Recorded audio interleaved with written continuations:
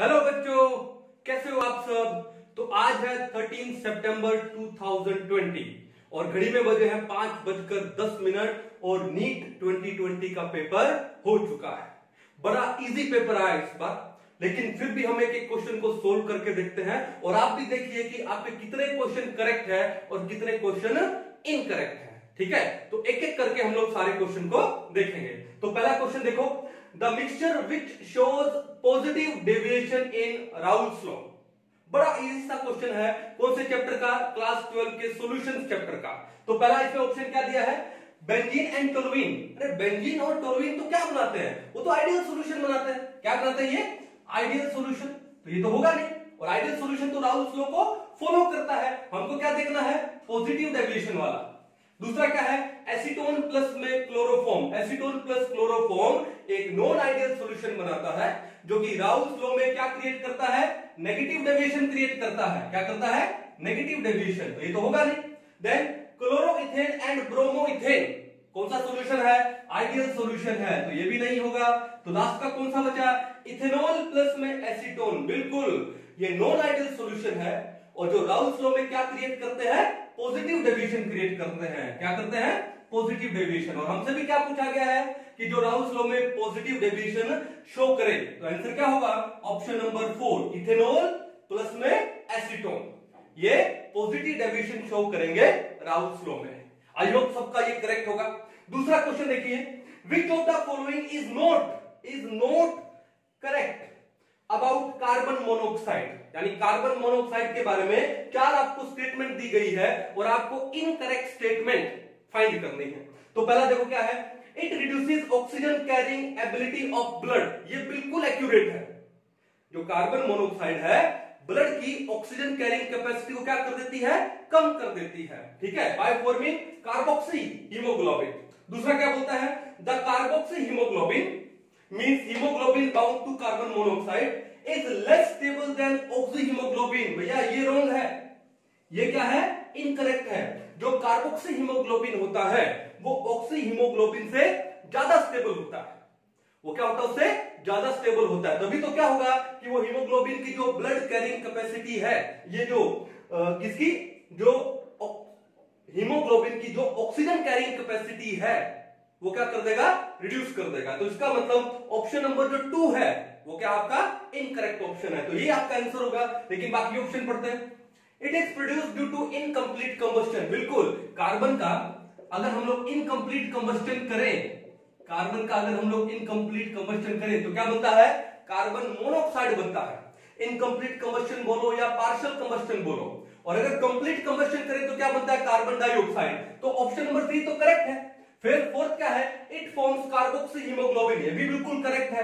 तो आपका जो इनकरेक्ट ऑप्शन होगा कौन सा होगा? Option number 2। Option number 2। बड़ा ही सिंपल बेसिक क्लास 8-9 लेवल का ये क्वेश्चन था। आई होप सबका ये करेक्ट होगा। चलिए नेक्स्ट क्वेश्चन पे चलते हैं। द नंबर ऑफ फेराडेज, ये आपका इलेक्ट्रोकेमिस्ट्री वाले चैप्टर में से है, क्लास 12 के। Okay, the number of faradays required to produce 20 gram of calcium from molten calcium chloride. अब देखो कितना बेसिक क्वेश्चन है। देखो ध्यान से, आपको दिया है मोल्टन कैल्शियम क्लोराइड CaCl2। अब मेरे को ये बताओ कि CaCl2 में कैल्शियम का जो ऑक्सीडेशन स्टेट है वो कितना है? +2 है। भाई एक क्लोराइड पे -1 तो 2 पे -2 हुआ, तो कैल्शियम पे कितना हुआ? +2। अब बताओ ये जो कैल्शियम +2 आयन है इसको कितने फेराडे चाहिए? 2 फेराडे चाहिए। Means 2 moles of electron. एक मोल इलेक्ट्रॉन का चार्ज कितना होता है? 96,500 कूलम्स के अप्रोक्स। बोले तो 1 फेराडे, यानी 1 मोल ऑफ इलेक्ट्रॉन का चार्ज 1 फेराडे। तो 2 मोल ऑफ इलेक्ट्रॉन का चार्ज कितना होगा? 2 फेराडे। तो चार्ज कितना है? +2। तो कितने फेराडे लगेंगे? 2 फेराडे लगेंगे। तो क्या बनेगा? 1 मोल ऑफ कैल्शियम बनेगा। 1 मोल ऑफ कैल्शियम। और 1 मोल ऑफ कैल्शियम का वेट कितना होता है? 40 ग्राम। कितना वेट होता है? 40 ग्राम। मींस आपको 40 ग्राम कैल्शियम प्रोड्यूस करने के लिए फ्रॉम मोल्टन कैल्शियम क्लोराइड कितने फेराडे चाहिए? 2 फेराडे चाहिए। लेकिन आपसे पूछा कितना है कि 20 ग्राम कैल्शियम प्रोड्यूस करना है। अरे भैया 40 ग्राम कैल्शियम प्रोड्यूस करने के लिए 2 फेराडे चाहिए, तो 20 ग्राम के लिए कितना चाहिए? इसके लिए चाहिए 1 फेराडे। सिंपल। इससे इजी क्वेश्चन क्या होगा? आंसर क्या हो गया? Option number 4। बोले तो 1 फेराडे। इजी। तो ये 3 क्वेश्चन कितने इजी थे आपके। आई थिंक शुरुआत बहुत शानदार हुआ होगा आप लोगों के पेपर का, है ना। तो एक बार इसको नोट डाउन कर लो, चलते हम लोग नेक्स्ट क्वेश्चन पे। नेक्स्ट क्वेश्चन देखो, क्वेश्चन नंबर 139 क्या बोलते हैं ये, hydrolysis of sucrose is given by the following reaction. जब सुक्रोज का हाइड्रोलाइसिस करते हैं तो क्या मिलता है, glucose and fructose, alpha D glucose and beta D fructose. Okay, if the equilibrium constant is 2 into 10 to the raise 13 at 300 Kelvin, then the value of del G naught at the same temperature will be। ठीक है, chemical equilibrium वाले chapter में से question है। तो एक equation तो आपने पढ़ी होगी, क्या पढ़ी होगी, देखो del G is equal to del G naught plus RT natural log of Q, पढ़ा होगा ना अच्छे से। ठीक है, del G is equal to del G naught plus RT natural log of Q। ये Q क्या है, reaction quotient at any time other than equilibrium. लेकिन यहां पर इन्होंने आपको क्या बोला है, इन्होंने दिया है इक्विलिब्रियम कांस्टेंट दिया है। इसका मतलब रिएक्शन किस में है, इक्विलिब्रियम में है। और जब रिएक्शन इक्विलिब्रियम में है तो उस वक्त del G कितना हो जाता है, 0 हो जाता है। इक्विलिब्रियम में जो गिब्स फ्री एनर्जी चेंज है वो कितना हो जाता है, 0। तो भैया एक काम करो, नेचुरल लॉग ऑफ Q की जगह मैं क्या लिख दूं, Kc लिख दूं। अगर Q की जगह मैं Kc लिख दूंगा, इक्विलिब्रियम कांस्टेंट लिख दूंगा, तो del G कितना हो जाएगा, 0। तो del G की जगह हमने क्या लगा दिया, 0 is equal to del G not plus RT natural log of क्या होगा, Kc। अब ये जो टर्म जो यहां पर प्लस की है, कौन सी, RT natural log of Kc, इसको इस साइड में ले जाओ तो क्या हो जाएगा, माइनस की हो जाएगी। तो क्या बनेगा, del G not is equal to negative RT natural log of क्या हो जाएगा, Kc। क्लियर है, समझ आ गया। बस अब कुछ नहीं करना, अब आपको सिर्फ वैल्यूज पुट करना है यहां पे। कैसे, देखो पहले बात तो ये जो आंसर आएगा किस में आएगा, नेगेटिव में आएगा। तो आपको यहां पे 4 ऑप्शन दिए हैं, तो 4 में जो ऑप्शन पॉजिटिव वाला है उसको रोंग कर दो। कौन सा ऑप्शन पॉजिटिव वाला है, 1 2, तो 2 ऑप्शन हमने क्या कर दिए, इनकरेक्ट कर दिए।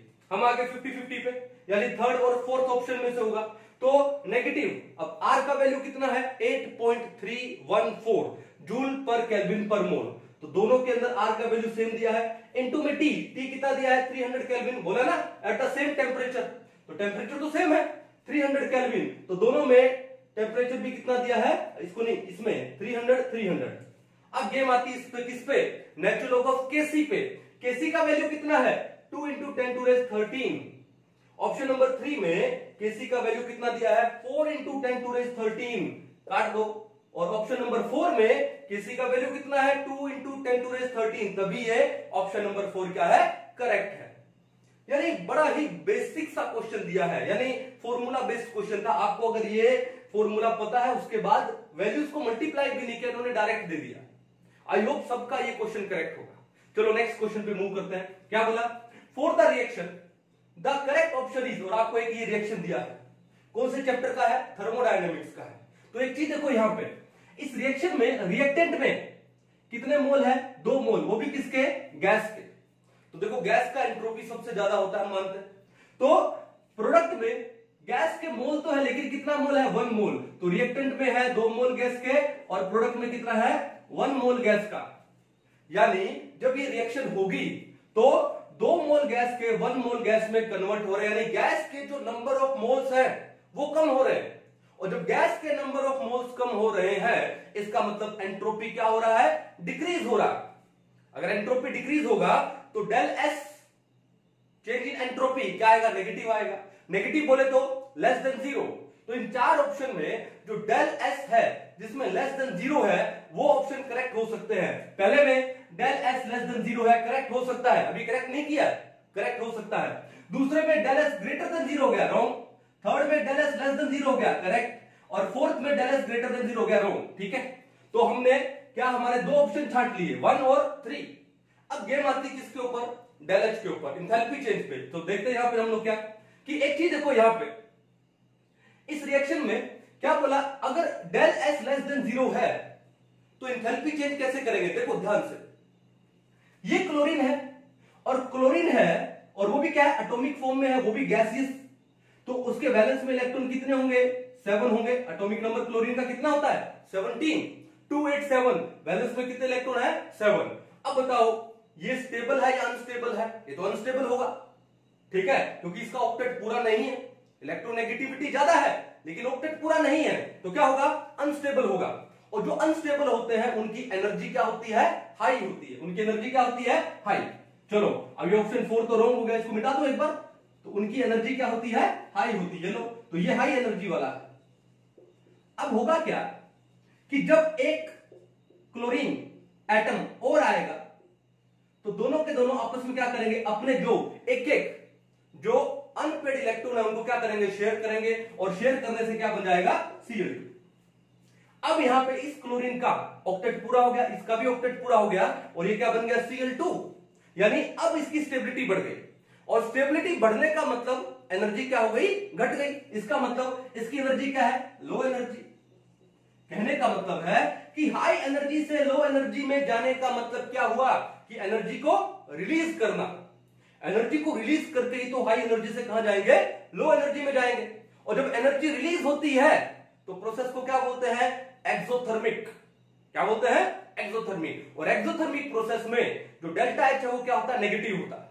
क्या होता है, डेल्टा एच नेगेटिव। तो इसका मतलब इस प्रोसेस में डेल्टा एच क्या आएगा, नेगेटिव आएगा। अब देखो हमारा ऑप्शन नंबर 1 और 3 में del H negative. Del H negative का मतलब क्या हुआ, लेस देन 0। लेकिन पहले ऑप्शन में डेल एच ग्रेटर देन 0 दे रहा है तो गलत हो गया, और थर्ड ऑप्शन में डेल एच लेस देन 0 दे रहा है, सही हो गया। तो करेक्ट ऑप्शन कौन सा है, option number 3 is the correct one. I think सबको समझ आया होगा, और बिल्कुल सिंपल सा क्वेश्चन था भाई। ठीक है, चलो नेक्स्ट क्वेश्चन पे चलते हैं 141 पे। Paper chromatography is an example of. अब जो पेपर क्रोमेटोग्राफी किसका एग्जांपल होता है, पार्टीशन क्रोमेटोग्राफी का एग्जांपल होता है।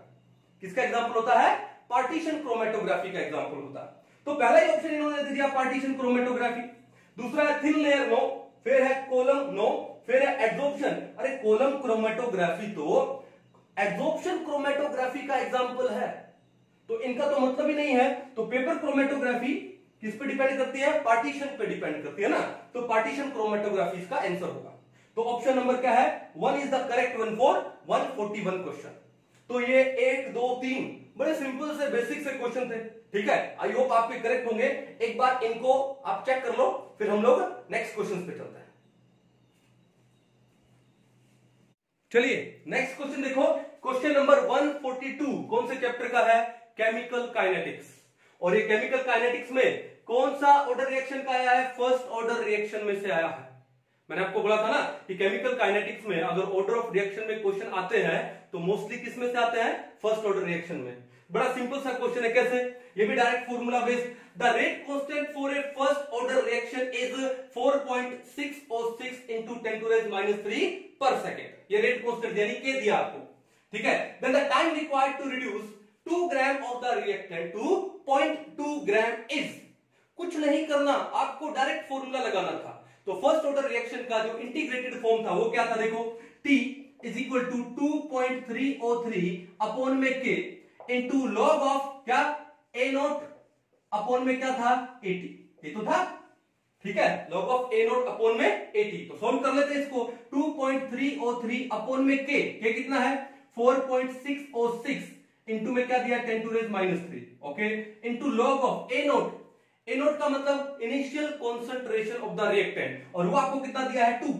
कितना दिया है, 2 upon 80 concentration of reactant left after T time, और वो कितना दिया है, 0.2। कितना दिया है, 0.2। बस इसको सोल्व करना है। तो 2/0.2 कितना हुआ, 10 हुआ। ये कितना हुआ, 10। डायरेक्ट कर दूं तो ये तो आ गया आपका कितना, 10। और जो log 10 होता है उसकी वैल्यू कितनी होती है, 1 होती है। log 10 कितना होता है, 1। तो इसको भी हटा दो तो क्या हो जाएगा, इंटू में 1। ओके, अब बस इसी को सोल्व करना था। देखो 2.303 1 जा और 2.303 2 जा, कितना हो जाएगा, ये तो चला जाएगा 1/2। अब 10⁻³ है, ऊपर जाके क्या हो जाएगा, 10⁻+3। और 10⁻+3 का मतलब कितना हुआ, 1000। तो ये आ गया 1000 अपॉन में कितना, 2, और 1000 अपॉन 2 कितना होता है, 500। और टाइम पूछा है तो आंसर किस में आ जाएगा, सेकंड में। तो आपका टाइम कितना आ गया, ये आ गया 500 सेकंड। ऑप्शन नंबर कौन सा है, option number 2 is the correct one. इसका मतलब डायरेक्ट फॉर्मूला बेस्ड क्वेश्चन था, हार्डली 5 सेकंड का क्वेश्चन है ये। देखो आई होप सबका आपका करेक्ट होगा। अब नेक्स्ट क्वेश्चन कितनी बार कराओ, मैं बहुत बार करवा चुका हूं। क्या है? Which of the following oxo acid of sulphur has O O linkage यानी peroxide linkage. If you are smart enough तो आपको ये क्वेश्चन देखना भी नहीं पड़ेगा। कैसे? आपको यहां पर क्या दिया है? ऑप्शन नंबर 2 H2S2O8 पर ऑक्सो डाइसल्फ्यूरिक एसिड। अरे नेम के आगे पर ऑक्सो लगाया है, इसका मतलब पर ऑक्साइड लिंकेज होगी कि नहीं होगी? होगी ना। इस H2S2O8 को, जिसको हम लोग पर ऑक्सो डाइसल्फ्यूरिक एसिड बोलते हैं, इसका एक कॉमन नेम भी है, बड़ा फेमस है। क्या? Marshall's acid. क्या है? Marshall acid. तो यहां पे इन्होंने पूछा है कि किस ऑक्सो एसिड है, सल्फर के किस ऑक्सो एसिड में पर ऑक्साइड लिंकेज होगी, और ऑप्शन नंबर 2 में नेम में उन्होंने दे दिया क्या? पर ऑक्सो डाइसल्फ्यूरिक एसिड। तो आंसर क्या आ गया? Option number 2। फिर भी एक बार डायग्राम बना के मैं आपको दिखा देता हूं कैसे, कहां पे बनाऊं डायग्राम। ये क्वेश्चन हो गया आपका, मिटा दो इसको, उतार लोगे ना। चलो अब डायग्राम बनाते हैं। देखो क्या, H2S2O8 का, H2S2O8 का। और डायग्राम बनाने का क्या तरीका बताया था? सबसे पहले सेंट्रल एटम देखते हैं। सेंट्रल एटम वो होता है जो मिनिमम नंबर पे, अगर एक से ज्यादा एलिमेंट मिनिमम नंबर पे हो तो सेंट्रल एटम वो होता है जिसका एटॉमिक नंबर ज्यादा हो। तो यहां पे सल्फर है, वो सेंट्रल एटम है। कितने सल्फर? 2।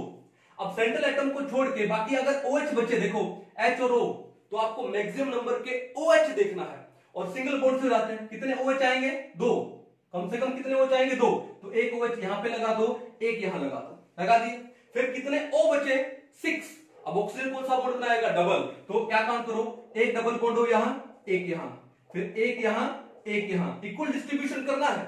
तो 4 ऑक्सीजन तो लगा दिए डबल बॉन्ड, अब कितने बचे? 2। अगर 2 ऑक्सीजन यहां भी डबल डबल लगा देंगे तो प्रॉब्लम होगी, तो अलग अलग हो गए। और सल्फर के भी 1 2 3 4 5 6 7 बॉन्ड बन गए। और सल्फर मैक्सिमम कितने बॉन्ड फॉर्म कर सकता है? 6। तो क्या करोगे, यहां पर ये जो 2 ऑक्सीजन है इनको आप सिंगली बॉन्डेड दिखाओगे ऐसे। क्या दिखाओगे? Singly bonded. अब देखो सल्फर के 1 2 3 4 5 6 बॉन्ड, सल्फर के 6 बॉन्ड, लेकिन यहां पर ऑक्सीजन में क्या आ गया? सिंगल बॉन्ड आ गया। ये बॉन्ड आया कि नहीं आया? और जब ऑक्सीजन में सिंगल बॉन्ड होता है तो वो कौन सा लिंकेज होता है? पर ऑक्साइड लिंकेज। कौन सा लिंकेज होता है? पर ऑक्साइड लिंकेज। तो इसका आंसर क्या आ गया आपका? 143 का ऑप्शन नंबर 2 आ गया। डायरेक्ट कर पाओगे। बाकी किसी ऑप्शन में सल्फ्यूरिक एसिड में पर ऑक्साइड लिंकेज नहीं है, पायरोसल्फ्यूरिक में भी नहीं है, और सल्फ्यूरस में भी नहीं है। ठीक है, इजी क्वेश्चन था। चलो बढ़ते हैं क्वेश्चन नंबर 144 पे। रिएक्शन लिखने की ही जरूरत नहीं है भाई, बहुत फेमस रिएक्शन है। क्या है? देखो, reaction between benzaldehyde and acetophenone in presence of dilute NaOH। देखो देखना नहीं पड़ रहा है, in presence of dilute NaOH। इस रिएक्शन को बोलते क्या है? ठीक है, अब बात बताऊं कि जब हम लोग बेंजल्डेहाइड की रिएक्शन एसिटोफिनोन से कराते हैं डाइल्यूट NaOH की प्रेजेंस में, तो आपका प्रोडक्ट क्या बनता है? बड़ा फेमस प्रोडक्ट है। क्या नाम है उसका? क्या नाम है प्रोडक्ट का? चालकोन। क्या नाम है प्रोडक्ट का? CHALCONE, चालकोन। ये प्रोडक्ट बनता है। ओके, और रिएक्शन क्या है? रिएक्शन का नेम है क्लेजन श्मिट कंडेंसेशन। अब यहां पे क्लेजन श्मिट कंडेंसेशन बोला नहीं, एंड क्लेजन श्मिट कंडेंसेशन किसका टाइप है? क्रॉस एल्डोल का। किसका है? Cross aldol. तो आपकी रिएक्शन कौन सी है? ये क्रॉस एल्डोल कंडेंसेशन है भाई। कौन सी है? Cross aldol condensation. ठीक है, तो आपका प्रोडक्ट क्या बनेगा? यहां पे चालकोन बनेगा। तो डायरेक्ट है, रिएक्शन आई थिंक करवाने की जरूरत नहीं, आपने बहुत बार ये रिएक्शन की होगी। तो इसका आंसर क्या? Option number 3। चलो नेक्स्ट क्वेश्चन पे देखो। अरे क्या होगा, इतने इजी क्वेश्चन कैसे डाले? सॉलिड स्टेट का क्वेश्चन है ये। An element has a body centred structure with a cell edge. Cell edge यानी ए आपको दिया है, ए कितना दे दिया? 288 पिकोमीटर दे दिया। फिर क्या पूछा आपसे? रेडियस। कितनी बार बोला था आप, मैंने पिछले वीडियो देखिए, मैंने बीसीसी में यही बोला। क्या? जब मैं पैकिंग एफिशिएंसी करवा रहा था तो क्या बोला कि सॉलिड स्टेट में ज्यादातर क्वेश्चन किससे पूछे जाते हैं? पैकिंग एफिशिएंसी से। यानी आर और ए में रिलेशन पूछा जाता है, बीसीसी हो या एफसीसी हो या सिंपल क्यूबिक हो। अब यहां पे वही रिलेशन पूछा है। तो बीसीसी में आर यानी रेडियस और ए यानी एज लेंथ में रिलेशन क्या होता है बताओ? तो वहां पर आपका जो आर है वो किसके इक्वल होता है? R is equal to √3/4a। क्या होता है? R is equal to √3/4a। A कितना दिया आपको? 288 पिकोमीटर। तो आर कितना हो जाएगा? √3/4 इंटू ए की जगह क्या लगा दोगे? 288 picometre. Option number 4। Direct question, direct question. इन्होंने आगे सोल्व ही नहीं किया, यानी हार्डली 2 सेकंड का क्वेश्चन था, देखते ही पता लग जाता ये क्वेश्चन क्या था, √3/4 से ही पता लग जाता। आई होप सबका आपका ये करेक्ट होगा। तो एक बार इसको अच्छे से नोट डाउन कर लो, फिर हम लोग चलते हैं नेक्स्ट क्वेश्चन पे। तो चलिए बढ़ते हैं नेक्स्ट क्वेश्चन पे, और वो कौन सा है, क्वेश्चन नंबर 146। क्या बोलता है ये, विच of the following is A cationic detergent. अब देखो कैटायनिक डिटर्जेंट क्या होते हैं, जिनमें कैटायन का साइज लार्ज होता है, जिनमें कैटायन का साइज क्या होता है, लार्ज होता है, उनको हम लोग क्या बोलते हैं, कैटायनिक डिटर्जेंट। जिनमें एनाइन का साइज लार्ज होता है उनको एनायनिक डिटर्जेंट बोलते हैं। तो देखते हैं क्या बोलता है ये, सोडियम स्टीरेट। अब सोडियम स्टीरेट का फॉर्मूला क्या, देखो स्टीरेट बोला है तो C17H35 COO negative Na positive, यह है सोडियम स्टीरेट का फॉर्मूला। अब आप यहां पे देखो कि यहां पे साइज किसका बड़ा है, एनाइन का साइज बड़ा है, स्टीरेट एनाइन का साइज बड़ा है, और कैटायन कौन है, सिर्फ आपका Na पॉजिटिव, कैटायन तो छोटा सा है, तो ये कैटायनिक डिटर्जेंट नहीं होगा, ये कौन सा होगा, एनायनिक डिटर्जेंट होगा। कौन सा ये, एनायनिक। तो ये तो गलत हो गया, क्योंकि हमको तो क्या चाहिए, कैटायनिक डिटर्जेंट चाहिए। दूसरा देखो, cetyl trimethyl ammonium bromide, bromide लगने का मतलब क्या है, Br नेगेटिव, यानी यहां पे जो एनाइन है वो छोटा है, और सिटाइल ट्राइमिथाइल अमोनियम और कैटायन का साइज बड़ा है। तो एक बार एक काम करते हैं, डायग्राम बनाते हैं। सिटाइल का मतलब क्या है, कितने कार्बन हुए, 16, यानी C16, H कितना हो गया बताओ, 33, C16H33। फिर क्या बोलते हैं, ट्राइमिथाइल। अब देखो मैंने डायरेक्ट लिख दिया C16H33, इसका मतलब क्या है कि यहां पर 16 कार्बन का एक चेन है, 1 2 3 4 5 6 7 8 9 10 11 12 13 14 15 16, 16 कार्बन का एक चेन है। उसके बाद क्या बोला, मिथाइल अमोनियम, यानी उसके बाद है N, और N के साथ क्या है, ट्राइमिथाइल, CH3 और इस नाइट्रोजन पे क्या आ गया, पॉजिटिव चार्ज आ गया। तो आपने देखा कि कैटायन का साइज कितना बड़ा है, लार्ज कैटायन है, तो ये क्या होगा, आपका कैटायनिक डिटर्जेंट होगा। क्या होगा आपका, कैटायनिक डिटर्जेंट। ठीक है, थर्ड पे चलते हैं, सोडियम 2-डिकाइल बेंजीन सल्फोनेट। अब ये क्या है, सोडियम Na पॉजिटिव, अरे कैटायन तो छोटा सा, और ये 2-डिकाइल बेंजीन सल्फोनेट, इसका साइज बड़ा है, यानी एनाइन का साइज ज्यादा है, तो ये क्या है आपका, एनायनिक डिटर्जेंट। और लास्ट में सोडियम लोराइल सल्फेट, सोडियम लोराइल सल्फेट। तो आपका आंसर क्या होगा, ऑप्शन नंबर 2, आगे जाने की जरूरत ही नहीं है भैया। सोडियम लोराइल सल्फेट में देख लो क्या है, Na पॉजिटिव है, कैटायन का साइज छोटा है, तो आपका आंसर क्या आएगा, option number 2 is cationic detergent. Clear है। नेक्स्ट क्वेश्चन देखो, the calculated spin only magnetic movement of Cr+2 ion is. ऐसे क्वेश्चंस को मैं ट्रिक के साथ क्या करता हूं, बड़े इजी सिंपल 2 सेकंड वाले क्वेश्चन है। चलो पहले कॉन्सेप्ट समझाता हूं, फिर ट्रिक के साथ बताता हूं। देखो चलो, आपसे क्या पूछा है, Cr+2 आयन। पहले तो क्रोमियम का बताओ, एटॉमिक नंबर कितना होता है, 24। 24 का मतलब वैलेंस शेल इलेक्ट्रॉनिक कॉन्फ़िगरेशन क्या होगा, 3d5 4s1। क्या होगा, 3d5 4s1। एक्स्ट्रा स्टेबिलिटी होती है ना, हाफ फिल्ड है सब शेल। फिर बोला है +2, Cr+2 का मतलब 2 इलेक्ट्रॉन गए, 2 इलेक्ट्रॉन गए, कहां से जाएंगे, पीछे से। एक तो 4s से उड़ा दो और एक 3d से उड़ा दो, तो क्या बचेगा, 3d4। 3d4 को मैं दिखा दूं यहां पे, देखो ये 3d सब शेल हुआ, 1 2 3 4, मींस यहां पर कितने अनपेड इलेक्ट्रॉन है, 4। Here number of unpaired electron कितना है, 4 है। तो फिर अब मैग्नेटिक मोमेंट निकालने का फॉर्मूला क्या है, mu is equal to root of n into n plus में 2, और n का वैल्यू कितना है यहाँ पे, 4, रूट ऑफ 4 इंटू 4 प्लस में 2, 4 प्लस 2 कितना हुआ, 6, 6 इंटू 4 कितना हुआ, रूट 24 आ गया यहाँ पे। अब रूट 24 कितना होगा, लगभग देखो अगर 25 होता, रूट 25 होता तो वैल्यू कितनी आती, 5, लेकिन 25 से थोड़ा कम है, तो 5 से थोड़ा कम है, 5 से थोड़ा कम कौन सा है, ऑप्शन नंबर 1 है। तो आंसर क्या रहेगा इसका, 4.90 बोहर मैग्नेटॉन। ये तो था कॉन्सेप्ट से। अब क्वेश्चन था कि सर ट्रिक से कैसे करें, तो ट्रिक से देखो, ध्यान से देखो यहां पे कैसे करोगे। नंबर ऑफ अनपेड इलेक्ट्रॉन निकाल लो, निकाल लिए, कितना है, 4। जितने अनपेड इलेक्ट्रॉन होते हैं, जैसे यहां पे 4 है, तो आपका आंसर आएगा 4 पॉइंट समथिंग। मान लो अगर अनपेड इलेक्ट्रॉन 2 आते तो आंसर आता है 2 पॉइंट समथिंग, अनपेड इलेक्ट्रॉन 3 आते तो आंसर आता है 3 पॉइंट समथिंग। यहां पर अनपेड इलेक्ट्रॉन 4 है तो आंसर क्या आएगा, 4 पॉइंट समथिंग आएगा। क्लियर है। अब 4 पॉइंट समथिंग में कौन सा है, ऑप्शन नंबर 1 है। आप सब जितने भी एग्जांपल है उन सबके लिए ट्राई करके देख लीजिए, बिल्कुल एक्यूरेट आएगा ये, आपका टाइम सेविंग है यहाँ पर। तो आंसर क्या है 4.90 और मैग्नेटोन। चलो नेक्स्ट क्वेश्चन पे चलते हैं, सिंपल सा क्वेश्चन है ये भी। HCl was passed through a solution of calcium chloride, magnesium chloride and sodium chloride. Which of the following compounds crystallizes? कौन सा कंपाउंड क्रिस्टलाइज करेगा इनमें से? सोडियम क्लोराइड क्रिस्टलाइज करेगा। क्या करेगा? सोडियम क्लोराइड क्रिस्टलाइज करेगा। भाई NaCl है, डिसोशिएट होके क्या दे रहा है? Na पॉजिटिव प्लस में Cl नेगेटिव, ये तो दे रहा है। आपने क्या पास कर दी? HCl, क्या देगा? H पॉजिटिव प्लस में Cl नेगेटिव। अब ये जो आप NaCl का सॉल्यूशन ले रहे हो वो कौन सा ले रहे हो? सैचुरेटेड सॉल्यूशन ले रहे हो। क्या ले रहे हो? Saturated solution. तो क्या हो गया? कॉमन आयन इफेक्ट हो गया यहाँ पे Cl नेगेटिव, ठीक है। तो इक्विलिब्रियम कहां शिफ्ट हो जाएगा? बैकवर्ड में। बैकवर्ड में शिफ्ट होने का मतलब डिसोसिएशन रुक जाएगा, क्रिस्टलाइजेशन हो जाएगा। और ये कहानी इन तीनों में से कैल्शियम क्लोराइड, मैग्नीशियम क्लोराइड और सोडियम क्लोराइड, इनमें से किसके साथ होगी? ओनली सोडियम क्लोराइड के साथ होगी। क्लियर है? कोई दिक्कत नहीं। अब नेक्स्ट क्वेश्चन देखो, क्वेश्चन नंबर 149, बड़ा सिंपल सा बेसिक सा क्वेश्चन है भाई। क्या है देखो, match the following and identify the correct option.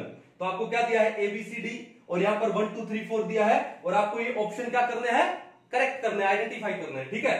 तो भैया मेरे को सबसे पहले, मैं देखूंगा नहीं, मुझे टेम्परेरी हार्डनेस ऑफ वाटर दिखा है and temporary hardness of water is due to the presence of bicarbonate, ठीक है। तो बाइकार्बोनेट कहां दिख रहे हैं? ऑप्शन नंबर 1 में दिख रहे हैं, magnesium bicarbonate and calcium bicarbonate, यानी बी का क्या होगा? ऑप्शन नंबर 1 होगा। पहले इसको देखते हैं, बाकी आज बाद में चलेंगे। तो बी का ऑप्शन नंबर 1, बी का 2, बी का 4, तो यानी ये दोनों के दोनों रॉन्ग हो गए। बाकी दो ऑप्शन यहां पर है, तो बी का ऑप्शन नंबर ये क्या है? 3 है, रॉन्ग हो गया। बी का ऑप्शन नंबर 1 है, करेक्ट हो गया। यानी मेरे को बाकी ए सी और डी देखना ही नहीं पड़ा, बी का ऑप्शन नंबर क्या है? 1 है, करेक्ट है। लेकिन बाकी चेक करके देखते हैं। ए का कितना? 3। ए क्या है? CO प्लस में H2, कौन सी गैस है? सिंथेसिस गैस है, बिल्कुल है। तो ए का क्या है? 3 है, करेक्ट है। उसके बाद सी का कितना है? 2। सी क्या है? B2H6 डाइबोरेन, और डाइबोरेन है वो क्या होता है? एक क्या दिया यहाँ पे इन्होंने? एन इलेक्ट्रॉन डेफिशिएंट हाइड्राइड, बिल्कुल बनाना बॉन्ड बनाता है तभी तो B2H6 है, उसका आंसर क्या होगा? Option number 2। और लास्ट में क्या बचा? H2O2, और H2O2 क्या होता है? इसका नॉन प्लेनर स्ट्रक्चर होता है भाई। कौन सा स्ट्रक्चर होता है? Non planar. तो जाने की जरूरत ही नहीं थी एसिडी में, बी से ही आपका हो जाता, टाइम सेव होता। तो 149 का क्या आंसर होगा? Option number 4 is the correct one. एक बार आप इसको चेक कर लो और उसके बाद हम चलते हैं नेक्स्ट क्वेश्चन पे।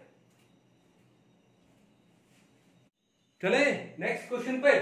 तो नेक्स्ट क्वेश्चन क्या है? Question number 150, elimination reaction of 2 bromopentane to form pent 2 ene is.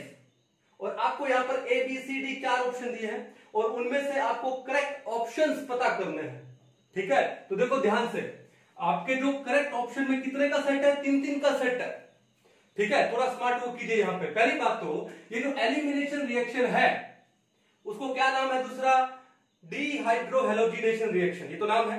एक हाइड्रोजन और एक हेलोजन, वो क्या होते हैं? एलिमिनेट होते हैं ना। तो पहला नाम तो क्या जाएगा इसका? Dehydrohalogenation reaction. सी तो कंफर्म ही है, सी तो क्या है? कंफर्म है। उसके बाद आपको बोला क्या है? 2 ब्रोमोपेंटेन, एक सेकेंड, पेंटेन यानी 1 2 3 4 5 और 2 पे है ब्रोमो, ओके। CH3 हो जाएगा ये CH3 CH2, और इसको मैं क्या काम करूं कि ये काम करो, ठीक है। एक H यहां लगा दो, एक H यहां लगा दो, और इस H को मैं एक बार यहां पे शो कर देता हूं, ठीक है। और एक H यहां है, ओके। तो ये आपको दिया है 2 पे ब्रोमो है पेंटेन, और आपको क्या करना है? यहां पे एलिमिनेशन रिएक्शन शो करना है। क्या करना है? Elimination reaction. और वो किसकी प्रेजेंस में होती है? अल्कोहलिक बेस, अल्कोहलिक KOH उसकी प्रेजेंस में होगी। तो क्या होगा कि एक Br नेगेटिव जाएगा और यहां से क्या जाएगा? H पॉजिटिव जाएगा, और ये बॉन्ड कहां पर आना चाहिए? ये बॉन्ड यहां पर आना चाहिए, और इसे फॉर्म क्या होगा? एल्कीन फॉर्म होगा। और कौन सी एल्कीन फॉर्म होती है? कौन से रूल से? ZZF रूल से। और ZZF रूल क्या बोलता है कि ड्यूरिंग बीटा डिहाइड्रोहेलोजिनेशन रिएक्शन या during elimination reaction that alkene is formed which is highly substituted. तो ज्यादा सब्स्टिट्यूटेड हो। अब मान लो यहां से मैं ये H पॉजिटिव हटाऊं, ये बॉन्ड उठ के मान लो यहां पर आ जाए, ये लो यहां पर आ गया, यहां से Br नेगेटिव चला गया, बॉन्ड क्या आ गया, डबल आ गया, क्या बन गया आपके पास, एल्कीन बन गया, क्या पेंटूइन बन गया। देखो पेंटूइन 1 2 नंबर कार्बन पे डबल बॉन्ड है तो क्या बन गया आपके पास, पेंटूइन। अब बताओ कि हाईली सब्स्टिट्यूटेड है कि नहीं है, इस कार्बन कार्बन में डबल बॉन्ड है तो ये कार्बन के साथ वाला कार्बन ये अल्फा, इसके साथ वाला ये अल्फा, कितने हाइड्रोजन है 3 और यहां पर कितने 2, यानी टोटल 5 अल्फा हाइड्रोजन है। इसका मतलब ZZF रूल फॉलो हुआ है। कौन सा रूल फॉलो हुआ है, ZZF रूल। तो भैया इट फॉलोज ZZF रूल। दूसरा बीटा एलिमिनेशन तो है ही। बीटा एलिमिनेशन क्यों बोलते हैं कि हेलोजन जिस कार्बन पे था उस कार्बन को अगर मैं अल्फा मानूं तो हाइड्रोजन कौन से कार्बन का गया है, बीटा कार्बन का गया है, तो इसलिए इसको बीटा एलिमिनेशन भी बोलते हैं। क्या बोलते हैं उसे, बीटा एलिमिनेशन। कहानी समझ गए। तो इसका आपका फिर डी क्या दिया है, डिहाइड्रेशन।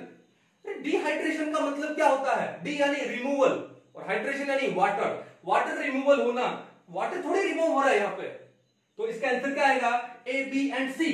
तो आपका ऑप्शन कौन सा है, option number 4 A B C. आपको 3 का सेट दिया है, option number 4 is the correct one. ये डायग्राम बनाने की जरूरत ही नहीं थी, पता था कि एलिमिनेशन रिएक्शन है, ZZF रूल फॉलो होगा इसके अंदर, किसमें, वो भी 2 ब्रोमोपेंटेन में।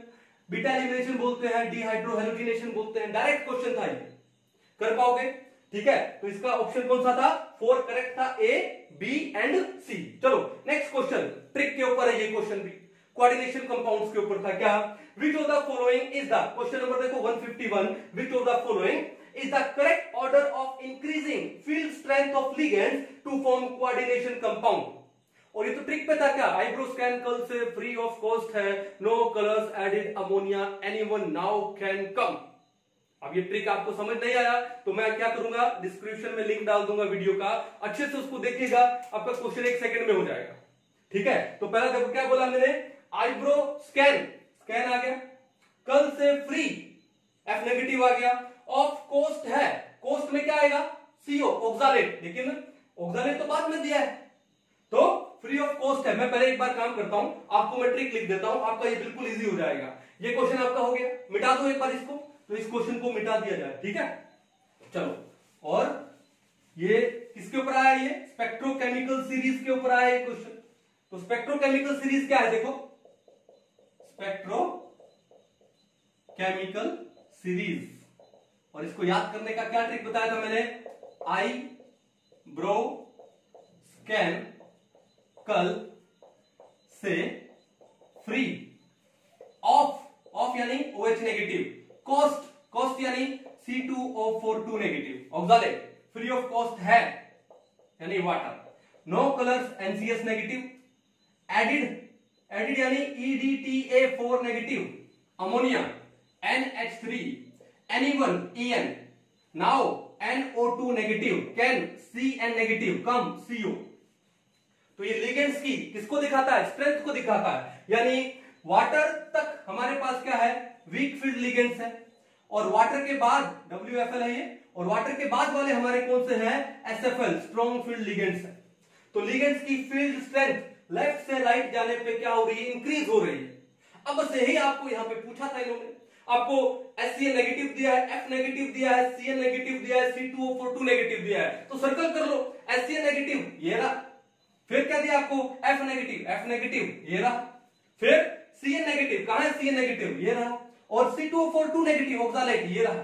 तो आपका आंसर क्या है, HCl negative less than F negative less than C2O42 negative यानी oxalate ion and less than cyanide. कहां पर है देखो, सबसे पहले HCl नेगेटिव आ रहा है, बिल्कुल आ रहा है, फिर लेस देन आ रहा है F नेगेटिव, बिल्कुल आ रहा है, फिर less than cyanide, no, cyanide से पहले कौन आएगा, ऑक्सालेट आएगा, लेकिन यहाँ पे ऑक्सालेट बाद में दिया है, रॉन्ग हो गया।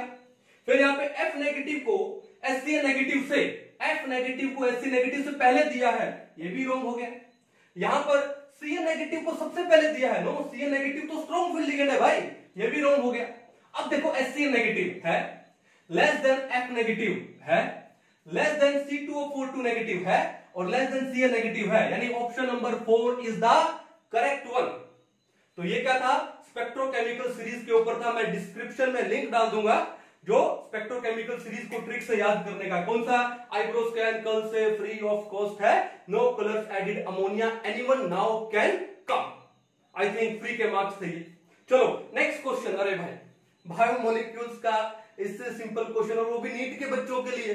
सबने आई थिंक सबका करेक्ट हो गए। तो क्या sucrose on hydrolysis give, sucrose के हाइड्रोलाइसिस पे क्या मिलता है, alpha D glucose and beta D fructose मिलता है। क्या मिलता है, alpha D glucose and beta D fructose. Option number 2 is correct. अब इसके ऊपर डिटेल में मेरे को जाने की जरूरत ही नहीं है शायद। चलो क्वेश्चन नंबर देखो 152, ये था 153, ध्यान से, ये है 152। क्या है देखो, identify the correct statement from the following. Correct statement आपको फाइंड आउट करना है, करेंगे। पहला क्या बोलता है, blistered copper has blistered appearance due to evolution of CO2। No no no no, वहां पर किसका इवोल्यूशन होता है, SO2 का। वो जो ब्लिस्टर फॉर्म होते हैं, ठीक है, ब्लिस्टर्ड कॉपर बोलते हैं, उसमें कौन सी गैस होती है, SO2 गैस होती है। लेकिन यहां पे क्या बोलता है, due to evolution of CO2। No no, ये रॉन्ग है। दूसरा देखो, vapour phase refining is carried out for nickel, बिल्कुल सही है। बाय वैन आर्कल, बिल्कुल गलत हो गया। निकेल के लिए कौन सा प्रोसेस है, मोल्ड प्रोसेस है। वेपर फेज रिफाइनिंग में एक मोल्ड प्रोसेस आता है और एक आता है van Arkel process. Mond process is for the refining of nickel and van Arkel process किसकी रिफाइनिंग के लिए है, टाइटेनियम के लिए, जिरकोनियम के लिए, होफनियम के लिए। लेकिन ये बोलते हैं कि निकेल के लिए बाय वैन आर्कल, नो, गलत हो गया। थर्ड आ जाओ, pig iron can be moulded into A variety of shapes. भैया पिग आयरन जो होता है, ठीक है, उसमें कार्बन का परसेंट ज्यादा होता है, 4 to 5% होता है, इंप्योरिटी होती है कार्बन की। ओके, अब लेकिन ये ब्रिटल होता है, हार्ड होता है, ब्रिटल होता है। इसको मेल्ट करके हम लोग कास्ट आयरन फॉर्म करते हैं, और कास्ट आयरन है उससे हम लोग डिजायरेबल शेप बना सकते हैं। ठीक है, तो इसको एक बार मैं होल्ड में रखता हूं, फोर्थ पे चलते हैं। Wrought iron is the impure iron. No no no, wrought iron is the purest form of iron. Iron का प्योरेस्ट फॉर्म कौन सा है, wrought iron, with a variety of 4%। No no no, ये रॉन्ग है भैया, ऑप्शन नंबर 4 रॉन्ग है। अब option number 4 wrong है, तो इसका मतलब आपका कौन सा ऑप्शन यहां पे करेक्ट होगा, थर्ड ऑप्शन यहां पे आपका करेक्ट होगा। ऑल्दो मैंने क्या बोला कि ये जो पिग आयरन है वो ब्रिटल होता है, इसको तोड़ोगे, इस पे स्ट्राइक करोगे, मैकेनिकल स्ट्रेस डालोगे, टूट जाएगा। ठीक है, लेकिन इसने क्या बोला कि पिग आयरन को मोल्ड किया जा सकता है इनटू वैरायटी ऑफ शेप्स।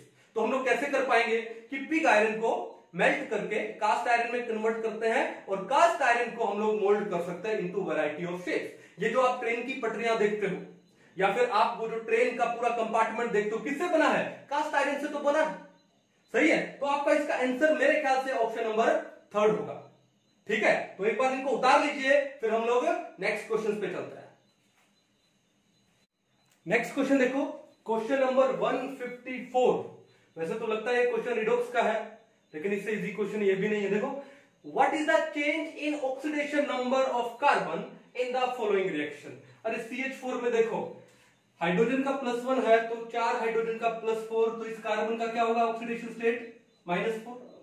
अब CCl4 में chlorine is more electronegative than carbon, तो क्लोरीन का -1, तो 4 क्लोरीन का -4, तो कार्बन यहां कितना हो गया, +4। तो यहां पर कार्बन -4 से कहां पर जा रहा है, +4 में जा रहा है। कार्बन का क्या हो रहा है, यहां पे ऑक्सीडेशन हो रहा है। तो आंसर क्या है, -4 to +4, option number 2 is the correct one. Simple basic question. अब नेक्स्ट क्वेश्चन मेडिकल के स्टूडेंट को बताने की आई थिंक जरूरत है नहीं, ठीक है, सबका करेक्ट होगा। क्या बोला, the following metal ion activates many enzymes, participates in the oxidation of glucose to produce ATP and with Na is responsible for the transmission of nerve signal। कौन सा मेटल आयन है, पोटेशियम।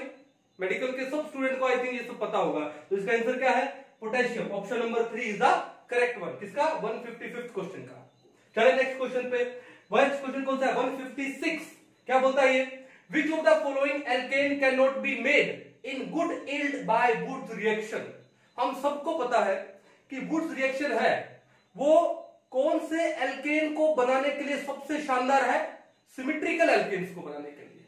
किसके लिए, symmetrical. और दूसरा जिसमें क्या हो, इवन नंबर ऑफ कार्बन्स हो। वो एल्केन जिनमें ओड नंबर ऑफ कार्बन्स है ना, उसके लिए वुड्स रिएक्शन अच्छा नहीं है। अब देखो यहां पर एन हेप्टेन बोल रहा है, एन हेप्टेन का मतलब कार्बन कितने हुए, 7 हुए, ओड नंबर ऑफ कार्बन हुए, तो ये आपको गुड यील्ड में नहीं मिलेगा। तो आपका आंसर क्या आ गया, ऑप्शन नंबर 2। एन ब्यूटेन कितने नंबर कार्बन है, 4, इवन नंबर कार्बन है, ये इवन नंबर कार्बन है। एन हेक्सेन में इवन नंबर कार्बन है, n हेप्टेन में क्या है, ओड नंबर, और 2,3 डाई मिथाइल ब्यूटेन बनाते हैं एक बार, 1 2 3 4, ये तो हो गया ब्यूटेन। 2 पे और 3 पे क्या लगे हैं, मिथाइल ग्रुप लगे हैं, ठीक है, CH CH CH3। तो आपने देखा क्या है, ये सिमेट्रिकल था, क्या था, सिमेट्रिकल है। तो सिमेट्रिकल को बनाने के लिए ठीक है, लेकिन जो ओड नंबर ऑफ कार्बन है या जो अनसिमेट्रिकल एल्केन को बनाने के लिए ये जो वुड्स रिएक्शन है वो अच्छी नहीं है। तो इसका आंसर क्या आ जाएगा, ऑप्शन नंबर 2 आ जाएगा, एन हेप्टेन। ठीक है, चलो नेक्स्ट क्वेश्चन देखो। Measuring zeta potential is useful in determining which property of the colloidal solution. तो कोलाइडल सॉल्यूशन की कौन सी प्रॉपर्टी को डिटरमाइन करने के लिए यूजफुल है, क्या, जेटा पोटेंशियल। अरे जेटा पोटेंशियल जहां भी वर्ड आता है वो किसके लिए आता है, स्टेबिलिटी के लिए आता है। ये कोलाइडल सॉल्यूशन की स्टेबिलिटी को मेजर करने में यूजफुल है। तो पहला तो बोलता है सोलुबिलिटी, जिसका कोई मतलब नहीं है यहाँ पे। दूसरा बोलता है स्टेबिलिटी ऑफ कोलोइडल पार्टिकल्स, बिल्कुल कोलोइडल पार्टिकल्स की स्टेबिलिटी में यूजफुल है ये। तीसरा size of the colloidal particles, लेना देना नहीं है। चौथा है विस्कोसिटी, मतलब नहीं, यानी आपको डायरेक्ट परोस दिया गया है ये क्वेश्चन कि भैया इसका ऑप्शन नंबर 2 टिक कर दो। ठीक है, तो देखा कितने इजी क्वेश्चन थे, यानी लगभग 10 सेकंड में ये चारों क्वेश्चन हो जाते हैं। एक बार इसको नोट डाउन कर लो, फिर चलते हैं हम लोग नेक्स्ट क्वेश्चन पे।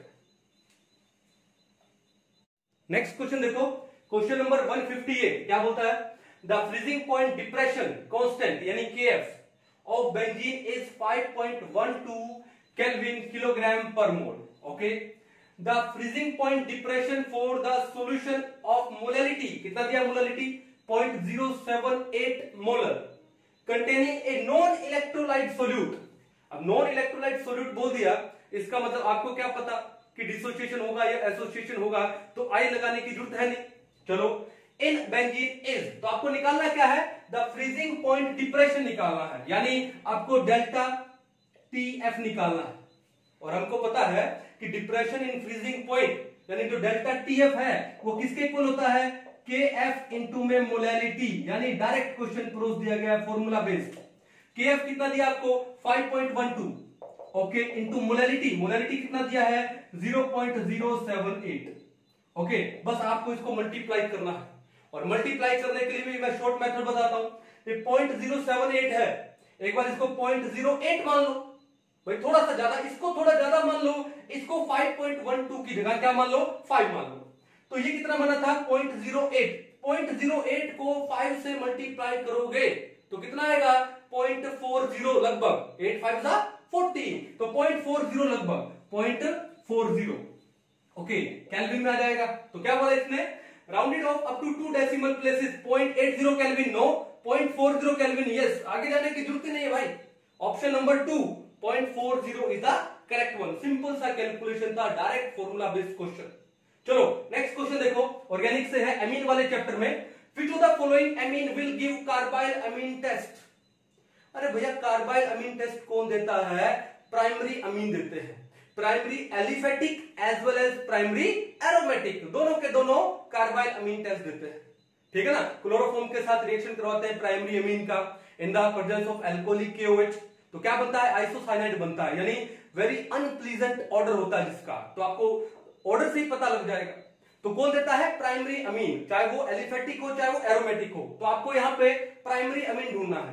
तो ये देखो NHCH3, इस नाइट्रोजन के साथ एक ये कार्बन यानी एक ये एराइल ग्रुप है, एक ये मिथाइल ग्रुप है, ये तो कौन सा हुआ, सेकेंडरी अमीन हुआ, तो ये नहीं देगा। ये नाइट्रोजन के साथ 2 मिथाइल ग्रुप एक एराइल ग्रुप, कौन सा हुआ, टर्सरी अमीन, ये भी नहीं देगा। ये नाइट्रोजन के साथ इथाइल ग्रुप और एराइल ग्रुप, कौन सा हुआ, सेकेंडरी अमीन, नहीं देगा। और ये एनिलीन कौन सा होता है, प्राइमरी अमीन, बिल्कुल देगा। एनिलीन आपका यहां पे कार्बाइल अमीन टेस्ट देगा, simple. Option number 4 is the correct one. Next question देखो, which of the following is a natural polymer. अब देखो 4 ऑप्शन दिए हैं, कहीं से आपको नेचुरल रबर दिखाई दे रहा है, बिल्कुल दिखाई दे रहा है, कौन सा, सिस 1,4 पॉली आइसोप्रीन, क्या होता है ये, नेचुरल रबर होता है। क्या होता है ये, नेचुरल रबर। अब नेम में ही नेचुरल है तो वहीं से समझ जाना चाहिए भैया क्या कि नेचुरल पॉलीमर है। तो ऑप्शन नंबर 4 क्या हो जाएगा, करेक्ट हो जाएगा। बाकी वाले कौन से हैं, 3 सिंथेटिक है, ये कौन सा है, नेचुरल है। तो ये 4 क्वेश्चन कितने इजी क्वेश्चन थे भाई। ठीक है, एक बार इनको चेक कर लो, चलते हैं नेक्स्ट क्वेश्चन पे। नेक्स्ट क्वेश्चन देखो, question number 161 D block element में से आया क्लास 12 का। बड़ा सिंपल सा क्वेश्चन है ये भी। क्या है? Identify the incorrect statement. आपको इनकरेक्ट स्टेटमेंट फाइंड आउट करना है। पहला क्या बोलता है? The transition metals and their compounds are known for their catalytic activity. जैसे मान लो निकिल हो गया, आयरन हो गया, वेनेडियम पेंटाऑक्साइड हो गया, ये ट्रांजिशन मेटल्स हैं और उनके कंपाउंड्स हैं, and they are known for their catalytic activity. क्यों? Due to their tendency to show variable oxidation state. तभी वो कैटालिटिक एक्टिविटी शो करते हैं। रीजन क्या है? Due to their tendency to show variable oxidation state. ये क्या बोलते हैं? Due to their ability to adopt multiple oxidation states and to form complexes. यानी ये बात बिल्कुल करेक्ट है, लेकिन आपको क्या फाइंड आउट करनी है? इनकरेक्ट स्टेटमेंट फाइंड आउट करना है। ठीक है, नेक्स्ट पे चलते हैं। Interstitial compounds are those that are formed when small atoms like hydrogen, carbon and nitrogen are trapped inside the crystal lattices of metals। बिल्कुल डेफिनेशन ही दे दी इन्होंने डायरेक्ट, तो ये भी बिल्कुल करेक्ट है, कोई दिक्कत है ही नहीं। थर्ड में आते हैं, the oxidation states of chromium in chromate CrO42 negative and dichromate are not same। अरे ये तो क्या बात करते हैं, निकाल के देखते हैं। क्रोमियम का क्रोमेट में देखो, ऑक्सीजन पे -2, तो 4 ऑक्सीजन पे -8 और -8 यहां पर जाके +8 और बाहर ऑलरेडी -2 है, तो +8 एंड -2 कितना हुआ? +6 हुआ। तो यहां पर क्रोमियम है +6 ऑक्सीडेशन स्टेट पे। और डाइक्रोमेट में तो बताने की जरूरत नहीं है, वैसे ही क्रोमियम कितना है? +6 है, निकाल के देख लो फिर भी। तो यहां पर क्रोमेट एंड डाइक्रोमेट में जो क्रोमियम है वो +6 ऑक्सीडेशन में है। ये क्या बोलता है? The oxidation states of chromium in chromate and dichromate are not same. झूठ बोल गए, तो यहां पे तो सेम है, +6 एंड +6, तो ये इनकरेक्ट स्टेटमेंट है। ये क्या है? इनकरेक्ट स्टेटमेंट है। नेक्स्ट पे चलते हैं। Cr+2D4 is stronger reducing agent than Fe+2D6 in water। Reducing agent क्या होगा? रिड्यूसिंग एजेंट वो होगा जो इलेक्ट्रॉन देगा और खुद क्या हो जाएगा? ऑक्सीडाइज हो जाएगा।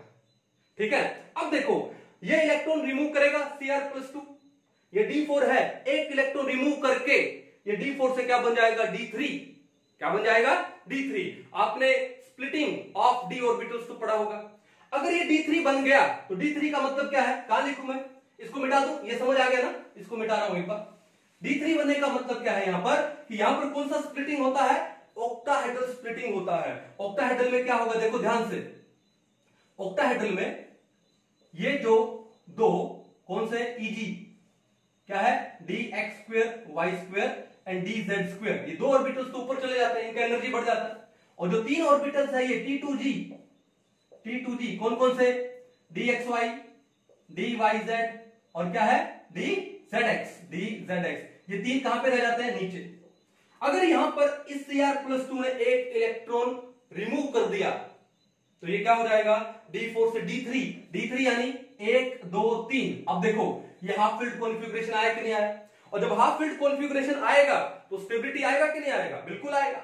ठीक है, तो इसका मतलब ये इलेक्ट्रॉन को रिमूव करेगा, और रिमूव करेगा तो स्ट्रॉन्गर रिड्यूसिंग एजेंट है। Then Fe+2D6। अब D6 है, वो भी D5 बनना चाह रहा है, एक इलेक्ट्रॉन को रिमूव करके, ताकि वो क्या बन जाए? हाफ फील्ड सबशेल हो जाए D। लेकिन ये बताओ कि D5 में अगर इस D3 में मैं देखूंगा तो स्टेबिलिटी किसका ज्यादा होगा? इसका ज्यादा होगा। क्यों? क्योंकि इन तीन ऑर्बिटल्स का, इन तीन d ऑर्बिटल्स का एनर्जी इन दो ऑर्बिटल्स से भी क्या हो गया? कम हो गया। तो अब ये डीजेनरेट ऑर्बिटल्स नहीं रहे। डीजेनरेट वो होते हैं जिनका एनर्जी इक्वल होता है, एक ही सबशेल के वो ऑर्बिटल्स जिनका एनर्जी सेम हो, they are known as degenerate. अब ये डीजेनरेट नहीं रहे, लेकिन जब ये Fe+2 इलेक्ट्रॉन रिमूव करके D5 बनेगा, जब Fe+2 इलेक्ट्रॉन रिमूव करके D5 बनेगा, ठीक है, 1 2 3 4 5, तो ये पांचों के पांचों क्या है? डीजेनरेट है। इसका मतलब इन तीन d ऑर्बिटल का तो एनर्जी और भी कम है, और एनर्जी और भी कम है तो स्टेबिलिटी और भी ज्यादा है। इसका मतलब ऑप्शन नंबर 4 है वो करेक्ट है। But we have to find the incorrect statement, और हमारा इनकरेक्ट स्टेटमेंट कौन सा हुआ? ऑप्शन नंबर 3 हुआ। आई होप सबका ये करेक्ट होगा। चले आगे, नेक्स्ट क्वेश्चन देखो। Which of the following set of molecules will have zero dipole moment? अब ऐसे क्वेश्चन में क्या करना होता है कि सारा का सारा जितने भी एग्जाम्पल दिए वो पढ़ने की जरूरत नहीं है। किसी एक में, कोई एक एग्जाम्पल में भी अगर डाइपोल मूवमेंट है तो वो क्या हो जाएगा आपका इनकरेक्ट हो जाएगा, क्योंकि आपको फाइंड आउट करना है क्या, जीरो डाइपोल मोमेंट वाले। क्लियर है? तो पहले देखो ध्यान से, BF3 हाइड्रोजन फ्लोराइड, मैं हाइड्रोजन फ्लोराइड पे आता हूं। हाइड्रोजन फ्लोराइड क्या है, HF। भैया फ्लोरीन का इलेक्ट्रोनेगेटिविटी हाइड्रोजन से ज्यादा है, तो फ्लोरीन इलेक्ट्रॉन क्लाउड अपनी साइड में खींचेगा, तो डाइपोल मोमेंट आएगा कि नहीं आएगा, आएगा। तो HF है वो आपको जीरो डाइपोल मोमेंट शो नहीं करने वाला, गलत हो गया। दूसरा में देखो यहां पे मेरे को वाटर दिखाई दे रहा है, और भैया वाटर बेंट शेप होता है, वी शेप होता है, तो डाइपोल मोमेंट वाटर का भी है, तो जीरो तो इसका भी नहीं है, रॉन्ग हो गया। अब तीसरे में देखो यहां पे क्या है, BF3, तो BF3 का तो डाइपोल मोमेंट जीरो है, कोई दिक्कत नहीं है। बेरिलियम डाइफ्लोराइड BeF2 लीनियर है, इसका भी डाइपोल मोमेंट कितना है, जीरो। कार्बन डाइऑक्साइड भी लीनियर है, डाइपोल मोमेंट कितना है, जीरो। एंड 1,4-डाइक्लोरोबेंजीन, 1,4-डाइक्लोरोबेंजीन, यहां भी क्लोरीन, यहां भी क्लोरीन, ये क्लोरीन इस साइड खींचेगा, ये क्लोरीन अपोजिट साइड खींचेगा। एंगल कितना है, 180, तो डाइपोल मोमेंट यहां पर कितना है, जीरो। ऑप्शन नंबर 3 करेक्ट है। ऑप्शन नंबर 4 क्यों नहीं लिया, क्योंकि वापिस वाटर आ गया, इनकरेक्ट हो गया।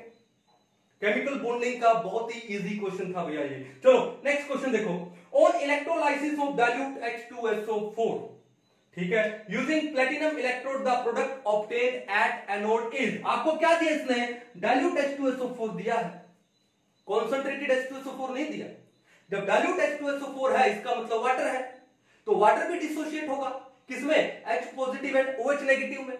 अब इलेक्ट्रोलाइसिस में क्या है, इलेक्ट्रोलाइसिस देखो, ये एनोड ये कैथोड, और इलेक्ट्रोलाइसिस में एनोड होता है पॉजिटिव टर्मिनल, कैथोड होता है नेगेटिव टर्मिनल, सही है। अब सॉल्यूशन में इसने क्या बोला, डाइल्यूट H2SO4, डाइल्यूट यानी वाटर, और वाटर यानी आपके पास सॉल्यूशन में H पॉजिटिव भी है, OH नेगेटिव भी है, तो ये OH नेगेटिव आयन है वो कहां जाएंगे, एनोड पर जाएंगे। कहां जाएंगे, एनोड पर। अब एनोड पर जाएंगे तो कौन सी गैस रिलीज करेंगे, O2, तो एनोड पे कौन सी गैस रिलीज होगी, O2 रिलीज होगी, और कैथोड पे कौन सी गैस रिलीज होगी, H2 गैस रिलीज होगी। बड़ा ही बेसिक क्वेश्चन है ये इलेक्ट्रोलाइसिस का, इलेक्ट्रोकेमिस्ट्री का। तो इसका आंसर क्या है कि एनोड पे कौन सी गैस या प्रोडक्ट ऑब्टेन होने वाला है, ऑक्सीजन गैस ऑब्टेन होने वाली है। ठीक है, आई होप ये कितने क्वेश्चन, 1 2 3, ये तीनों के तीनों आपके करेक्ट हैं। एक बार इनको नोट कर लो, नेक्स्ट क्वेश्चन पे चलते हैं। नेक्स्ट क्वेश्चन देखो, alcohol, phenol and ether, ether में से आया हुआ है। Anisole on cleavage with HI gives. अब एनिसोल क्या है, मैं यहां पे लिख देता हूं, देखो ध्यान से। एनिसोल क्या है, मिथोक्सीबेंजीन को बोलते हैं, OCH3, ये क्या है आपका एनिसोल। अगर हम इसकी रिएक्शन करवाएं किसके साथ में, HI के साथ में, तो क्या बनेगा, फिनोल बनेगा और मिथाइल आयोडाइड बनेगा। क्या बनेगा, फिनोल प्लस में मिथाइल आयोडाइड। कहां पर है, कहां पर है, ऑप्शन नंबर 4। चलो आंसर तो हो गया, करके देखते हैं होगा क्या। इस ऑप्शन के पास लोन पेयर है, और ये क्या है, एसिडिक है, और बहुत स्ट्रॉन्ग एसिड है HI, क्या देगा, H पॉजिटिव। अब ये HI H पॉजिटिव देगा, तो ये H पॉजिटिव कहां पर अटैक करेगा, इस ऑक्सीजन के ऊपर अटैक करेगा। ठीक है, तो क्या बनाएगा, ऑक्सोनियम आयन, ऑक्सोनियम आयन यानी O, यहां पर क्या लग गया H, एक लोन पेयर है और ऑक्सीजन पे आ गया पॉजिटिव CH3।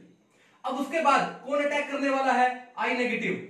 कौन अटैक करने वाला है, I नेगेटिव, और वो I नेगेटिव कहां पर अटैक करेगा, जो कि लीस्ट हिंडर्ड साइट हो। अब लीस्ट हिंडर्ड साइट यहां पर कौन सी दिखाई दे रही है भैया, यहां पर लीस्ट हिंडर्ड साइट दिखाई दे रही है, कौन सी है, कार्बन। अब इस कार्बन पे अटैक करेगा तो क्या होगा कि ये जो बॉन्ड पेयर है ये कहां पे चला जाएगा, ऑक्सीजन के पास, तो क्या बन जाएगा, bond pair becomes lone pair, तो ऑक्सीजन का पॉजिटिव खत्म, और पॉजिटिव खत्म तो क्या बन गया, फिनोल, प्लस में ये क्या बन गया, CH3I। कौन सा मैकेनिज्म यूज हुआ, SN2। कौन सा मैकेनिज्म यूज हुआ, SN2 मैकेनिज्म यूज हुआ यहाँ पे। ठीक है, अच्छे से पढ़ा होगा आपने आई थिंक ईथर में। तो इसका आंसर क्या है, प्रोडक्ट क्या बनेगा, फिनोल प्लस में मिथाइल आयोडाइड। क्लियर है, इजी क्वेश्चन था। नेक्स्ट क्वेश्चन क्या बताएं, यानी फाउंडेशन लेवल का, प्री फाउंडेशन लेवल का क्वेश्चन है 9 और 10 का। आपको यहां पे कोई एलिमेंट दिया है और उस एलिमेंट में number of proton, electron and neutron निकालना है। वैसे तो एटॉमिक स्ट्रक्चर का ये क्वेश्चन है, तो कैसे निकालोगे, तो सबसे पहले प्रोटॉन निकालते हैं। तो जो एटॉमिक नंबर होता है that is the number of proton, तो प्रोटॉन कितने हैं, 71 है, क्योंकि एटॉमिक नंबर 71 है। उसके बाद आपको क्या निकालना है, इसके अंदर इलेक्ट्रॉन। अब देखो यहां पर इस एलिमेंट पे कोई चार्ज नहीं दिखाई दे रहा, यानी एक न्यूट्रल एलिमेंट है, और न्यूट्रल एलिमेंट में जितना एटॉमिक नंबर होता है उतने ही नंबर ऑफ इलेक्ट्रॉन होते हैं। तो इलेक्ट्रॉन भी कितने हुए, यहां पे 71 हुए। तो फिर न्यूट्रॉन क्या हुए, न्यूट्रॉन कैसे निकालते हैं? एटॉमिक मास माइनस में number of proton. Atomic mass क्या होता है? p प्लस में n, और ये क्या है? p प्लस n में से p माइनस कर दोगे तो क्या बचेगा? n। तो ये कितना आएगा? 175 माइनस में 71 कितना हुआ? ये 104। तो प्रोटॉन है, सबसे पहले क्या पूछा है? प्रोटॉन, फिर न्यूट्रॉन, फिर इलेक्ट्रॉन, ध्यान से रिस्पेक्टिवली पूछा उसने। तो प्रोटॉन है 71, प्रोटॉन है 71, पहला गलत हो गया, थर्ड गलत हो गया, सेकंड और फोर्थ में आ गए।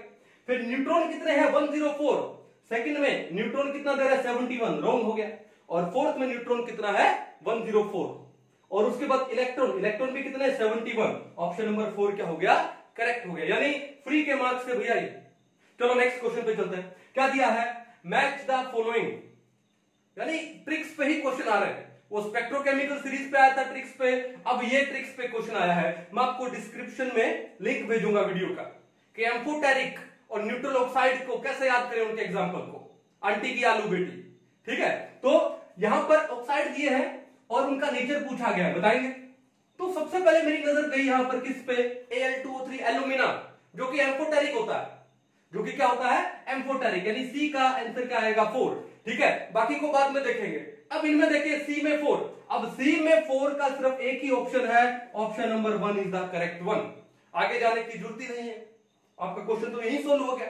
फिर भी एक बार देख लेते हैं, सीओ क्या होता है? न्यूट्रल होता है। न्यूट्रल ऑक्साइड कौन कौन से है? सीओ, N2O यानी नाइट्रस ऑक्साइड, एंड और NO नाइट्रिक ऑक्साइड। ठीक है, तो A का 2 है क्या इसमें? A का बिल्कुल 2 है।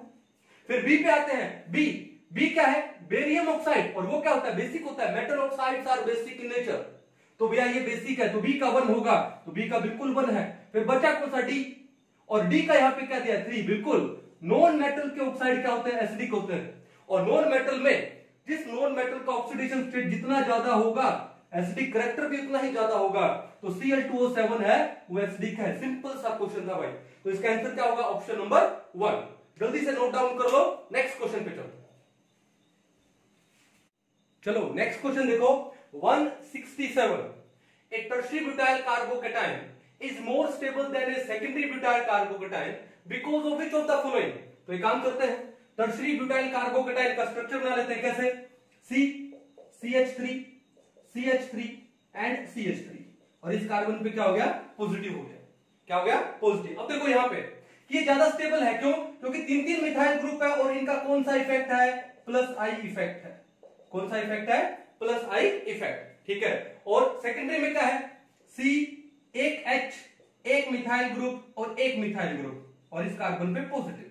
तो ये तो हुआ टर्शियरी कार्बोकैटायन, ये हुआ सेकेंडरी कार्बोकैटायन। यहां पर दो मिथाइल ग्रुप लगे हैं C पॉजिटिव पे, तो दो मिथाइल ग्रुप का सिर्फ प्लस आई है, तो 3 मिथाइल ग्रुप का प्लस आई है यहां पे, यानी यहां का इंडक्टिव इफेक्ट ज्यादा है, तो टर्शियरी क्या हो जाएगा? ज्यादा स्टेबल हो जाएगा। ऑप्शन देखते हैं क्या क्या दिया है।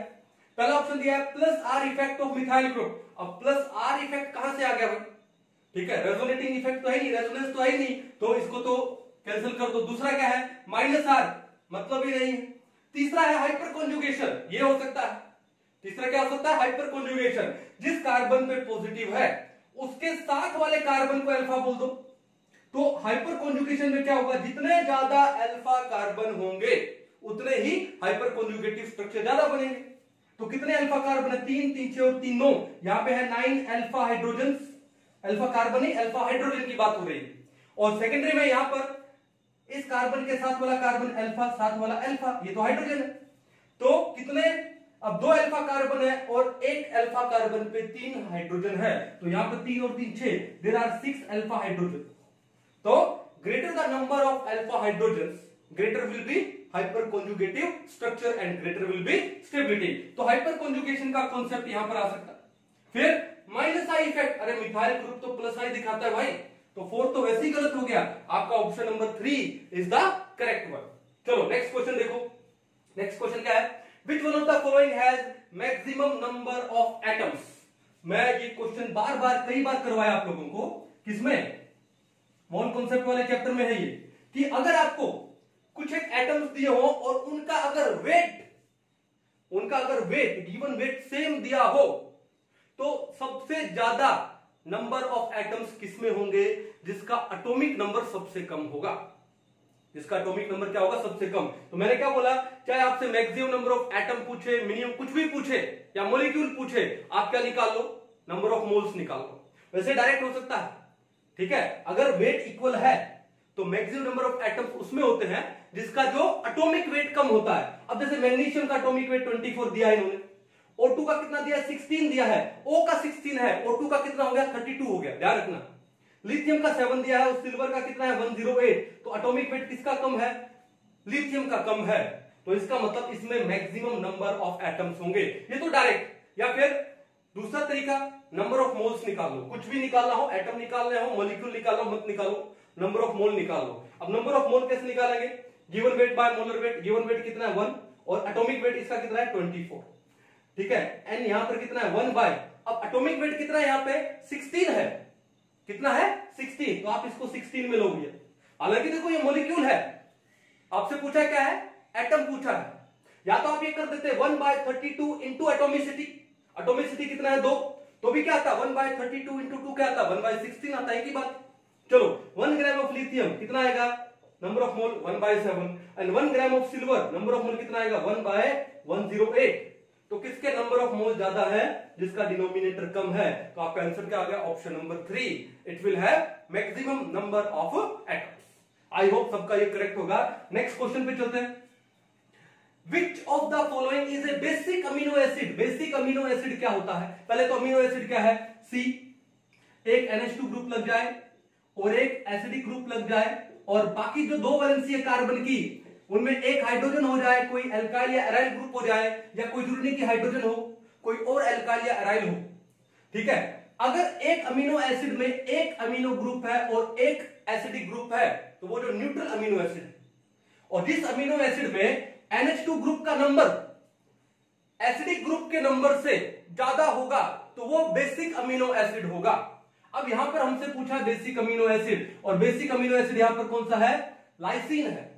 लाइसिन में NH2 ग्रुप कितने होते हैं, 2 होते हैं, कितने होते हैं 2, और CH ग्रुप कितना होगा 1 होगा। तो NH2 ग्रुप का नंबर एसिडिक ग्रुप के नंबर से ज्यादा है, तो lysine is a basic amino acid. कर लोगे, सिंपल सारा, कोई दिक्कत वाली बात नहीं थी, मेडिकल वाले बच्चों को तो वैसे ही पता होगा ही।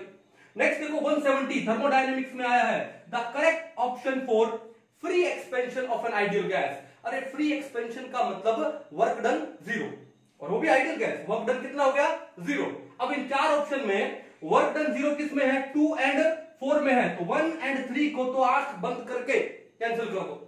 फिर क्या बोला है, अंडर एडियाबैटिक कंडीशन, और एडियाबैटिक में Q इज इक्वल टू 0 होता है, तो क्या Q में सेकंड में Q इक्वल टू 0 है, नहीं, काट दो। क्या फोर्थ में Q 0 है, यस। तो आपका करेक्ट ऑप्शन कौन सा हो गया, ऑप्शन नंबर 4 हो गया। कितने इजी क्वेश्चन थे, थर्मोडायनेमिक्स में कितना इजी क्वेश्चन था, ठीक है। तो इनको एक बार नोट डाउन कर लो, चलते हैं नेक्स्ट क्वेश्चन पर। नेक्स्ट क्वेश्चन देखो, क्वेश्चन नंबर 171 पीरियोडिक क्लासिफिकेशन में से आया है, बेसिक क्वेश्चन है भाई। क्या है देखो, आइडेंटिफाई द इनकरेक्ट मैच करेंगे। पहला क्या है, नेम अन, नील, अनियम, और आपको यहाँ पे IUPAC के ऑफिशियल नेम दिए हुए, ठीक है। अब अन का मतलब क्या हुआ, 1 हुआ, नील का मतलब 0, अगेन अन क्या हुआ 1, यानी 101, एटॉमिक नंबर 101, क्या बोलते हैं उसको, अन, नील, अनियम। और उसका IUPAC ऑफिशियल नेम क्या है, मेंडेलिवियम। बिल्कुल सही है, करेक्ट है, लेकिन हमको क्या फाइंड आउट करना है, इनकरेक्ट मैच। दूसरे पे जाते हैं, क्या बोलता है ये, अन यानी 1, नील यानी 0, ट्रायम यानी 3, 103, और 103 का ऑफिशियल IUPAC नेम क्या है, लोरेंशियम। बिल्कुल करेक्ट है भाई ये। चलो नेक्स्ट देखो, अन, नील, हेक्सियम। अन यानी 1, नील यानी 0, हेक्सियम यानी 6, 106 का क्या है, सीबोर्गियम है, ये भी बिल्कुल करेक्ट है। बचा कौन सा, डी। चलो देखते हैं यहाँ पे, अन, अन, अनियम। अन का मतलब 1, अन का मतलब 1, अन का मतलब 1 यानी 111, और इसका नाम क्या दिया है, डोम स्टैशियम। लेकिन भैया बात ऐसा है कि डोम स्टैशियम कौन होता है, वो है 110 होता है भाई। अन, अन, नीलियम होता है, क्या होता है, मैं लिख देता हूं, अन, अन, नीलियम, वो होता है डोम स्टैशियम। तो आपका यहां पर ऑप्शन नंबर जो डी है वो क्या हो गया, इनकरेक्ट हो गया। तो डी का 4 कहां दिया, ऑप्शन नंबर 3, तो option number 3 is the incorrect one. यानी आपके हिसाब से तो करेक्ट ही हो गया ना, लेकिन क्वेश्चन के हिसाब से वो इनकरेक्ट है। ठीक है, चलो नेक्स्ट क्वेश्चन देखो, identify A molecule which does not exist. Chemical bonding में इतना बकवास, इतना हलवा, इतना झंडू क्वेश्चन। ठीक है, अब भैया ये देखो, पहले तो हीलियम नोबल गैस होती है, और नोबल गैसेस क्या होती है, मोनोएटॉमिक होती है, डायटोमिक तो होती नहीं। तो भैया ये मॉलिक्यूल तो एग्जिस्ट ही नहीं करेगा। आंसर क्या आ गया, ऑप्शन नंबर 4, ये एग्जिस्ट नहीं करेगा। ठीक है, तो स्मार्ट वर्क से ऐसे कर सकते हो, लेकिन थोड़ा आपको लॉन्ग वे में करना है तो क्या निकालोगे, बॉन्ड ऑर्डर। बॉन्ड ऑर्डर अगर 0 आ जाए तो इसका मतलब वो मॉलिक्यूल एग्जिस्ट नहीं करेगा, यानी एटम्स के बीच में बॉन्ड है ही नहीं। तो बॉन्ड ऑर्डर कैसे निकालते हैं, Nb - Na He2। हीलियम में 2 इलेक्ट्रॉन होते हैं, तो He2 में कितना होगा, 4। अब जिसमें 4 क्या होगा, sigma 1s2 sigma star 1s2, sigma 1s2 sigma star 1s2। तो 2 तो बॉन्डिंग वाले हैं, -2 एंटी बॉन्डिंग वाले हैं, अपॉन 2। 2 - 2 कितना होता है, 0। 0/2 कितना होगा, 0। ठीक है, बॉन्ड ऑर्डर में 0 है, तो ये मॉलिक्यूल एग्जिस्ट करेगा ही नहीं। और इतना जाने की जरूरत ही नहीं है भाई, दिख रहा है कि नोबल गैस है, they are monoatomic, they are not diatomic. तो इसका आंसर क्या हो गया, ऑप्शन नंबर 4। चलो 173 पे चलते हैं। Identify the correct statement from the following. चलो, carbon dioxide gas is used as refrigerant for ice cream and frozen food. No no no no no, तो भैया ये आपका इनकरेक्ट है। द स्ट्रक्चर ऑफ C60, किसकी बात हो रही है, बकमिंस्टर फुलरिन की बात हो रही है। ठीक है, तो the structure of C60 contains 12 6 membered carbon rings and 25 carbon rings. अरे भैया उल्टा कर दिया इन्होंने, यहां पे जो 20 होते हैं ना, वो तो होते हैं क्या, 6 मेंबर्ड रिंग वाले। 20 क्या होते हैं, 6 मेंबर्ड वाले होते हैं, और 12 क्या होते हैं, 5 मेंबर्ड वाले होते हैं। उल्टा दे दिया इन लोगों ने, आपको डाइवर्ट करने की कोशिश की जा रही है। तो ये बी भी क्या है, इनकरेक्ट है। सी पे आते हैं, ZSM5, a type of zeolite is used to convert alcohols into gasoline. एकदम करेक्ट है भैया। अभी थोड़े दिन पहले ही मैंने अपना लेक्चर डाला था किसमें, कैटालिसिस पे, सरफेस केमिस्ट्री पे। ठीक है, तो उसके अंदर अच्छे से बताया था, तो ये बिल्कुल करेक्ट है। अल्कोहल को गैसोलीन में कन्वर्ट करता है, पेट्रोल में कन्वर्ट करता है, कौन, ZSM5। CO is colourless and odourless gas, 100% सही, 100% सही। तो करेक्ट स्टेटमेंट कौन से है, C and D ओनली। है क्या कोई C and D only, yes, option number 3 is the correct, C and D only. इनको एक बार उतार लीजिए, चलते हैं नेक्स्ट क्वेश्चन पे। नेक्स्ट क्वेश्चन देखो, क्वेश्चन नंबर 174। नीट का एग्जाम हो और ओजोनोलाइसिस पे क्वेश्चन ना आए, ऐसा कभी हो सकता है, नहीं ना। तो ये ओजोनोलाइसिस का क्वेश्चन आपके सामने है, और ओजोनोलाइसिस का मतलब 4 नंबर फ्री के। कैसे, देखो, an alkene on ozonolysis gives methanol. Methanol क्या होता है, फॉर्मल्डिहाइड। चलो, as one of the products and its structure is. तो भैया करना कुछ नहीं होता ओजोनोलाइसिस में, जहां भी डबल बॉन्ड दिया है उस डबल बॉन्ड को तोड़ दो, और उन कार्बन पे डबल बॉन्ड हो लगा दो। जैसे मान लो यहां पे ये डबल बॉन्ड मैं तोड़ दूं, और इन कार्बन पे लगा दूं डबल बॉन्ड हो, कहीं से भी मिथेनॉल, फॉर्मल्डिहाइड। फॉर्मल्डिहाइड का फॉर्मूला क्या है, CH2O। HCHO लिखो, CH2 लिखो, एक ही बात है। तो आपको CH2O मिला, नहीं मिला, रॉन्ग हो गया। सेकंड पे आते हैं, डबल बॉन्ड को तोड़ दो और इन कार्बन पे क्या लगा दो, डबल बॉन्ड हो। क्या आपको CH2O मिला, बिल्कुल मिला। आंसर क्या हुआ, ऑप्शन नंबर 2 फ्री के मार्क्स। यहां पे थर्ड में चले जाते हैं, ये लो डबल बॉन्ड है, ये तोड़ दिया, डबल बॉन्ड O लगाया, CH2O मिला, नहीं। यहां पर डबल बॉन्ड तोड़ दिया एंड डबल बॉन्ड O लगाया, तो ये तो क्या है, इथेनॉल है। ये तो एसिटाल्डिहाइड बोलते हैं, और आईयूपीएसी नेम क्या है इसका, इथेनॉल। और ये क्या है, ये एल्डिहाइड है कोई और। ठीक है, तो इसका मतलब यहां पर भी आपको मिथेनॉल नहीं मिला, option number 2 is the correct one, simple. चलते हैं next question 175। Reaction between acetone, अब एसीटोन क्या है, कीटोन है, CH3 C double bond O CH3, एक कीटोन है, एंड मिथाइल मैग्नीशियम क्लोराइड, बोले तो ग्रिग्नार्ड रिएजेंट। ग्रिग्नार्ड रिएजेंट की रिएक्शन कीटोन के साथ होती है, followed by hydrolysis, acidic hydrolysis. तो क्या मिलता है अपने को, टर्शरी अल्कोहल मिलता है। ठीक है, पढ़ा होगा ना कि एल्डिहाइड कौन सा एल्डिहाइड, अदर देन फॉर्मल्डिहाइड वाले। और जो सिर्फ फॉर्मल्डिहाइड है वो ग्रिग्नार्ड रिएजेंट के साथ प्राइमरी अल्कोहल देता है, and aldehyde other than formaldehyde वो ग्रिग्नार्ड रिएजेंट के साथ सेकेंडरी अल्कोहल देते हैं, और जो कीटोन है वो ग्रिग्नार्ड रिएजेंट के साथ क्या देते हैं, टर्शरी अल्कोहल देते हैं। ये कॉन्सेप्ट आपने एनसीईआरटी लेवल का है भाई, तो यहाँ पे क्वेश्चन क्या है, reaction between acetone and methyl magnesium chloride followed by hydrolysis will give secondary alcohol. No, कौन सा अल्कोहल मिलेगा, tertiary, tertiary butyl alcohol, correct है। Isobutyl, no. Isopropyl, no. Answer क्या आएगा, ऑप्शन नंबर 2। आई थिंक करवाने की भी जरूरत नहीं है, सब जानते हो आप इसको, तो ये सबका करेक्ट होगा आई थिंक। चलो नेक्स्ट क्वेश्चन पे चलते हैं। हाँ जी, नेक्स्ट क्वेश्चन आया किसमें, गैसीय स्टेट में, स्टेट्स ऑफ मैटर में। A mixture of N2 and AR argon gases in a cylinder. पहले तो दोनों की दोनों गैसेस क्या है, नॉन रिएक्टिंग गैसेस, आपस में रिएक्ट नहीं करती। In a cylinder contains 7 gram of N2 and 8 gram of argon. If the total pressure of the mixture of the gases in the cylinder is 27 bar, then the partial pressure of N2 is. किस पे question है, Dalton's law of partial pressure. तो किसी एक particular gas का अगर हमको partial pressure निकालने हैं, कंडीशन क्या है, gases should be non reacting और N2 and argon they are non reacting, ठीक है, आपस में रिएक्ट नहीं करेंगे। तो एक गैस का पार्शियल प्रेशर निकालना है, किसका, पार्शियल प्रेशर ऑफ N2, और उसका फॉर्मूला क्या है, mole fraction of that gas यानी काई ऑफ N2 इनटू में टोटल प्रेशर। ये तो फॉर्मूला है ना, किसी एक गैस का पार्शियल प्रेशर निकालना है, कैसे निकालेंगे, कि mole fraction of that gas into total pressure. अब मोल फ्रैक्शन कैसे निकालें, number of moles of N2 upon number of moles of N2 plus number of moles of argon into में क्या हो जाएगा P।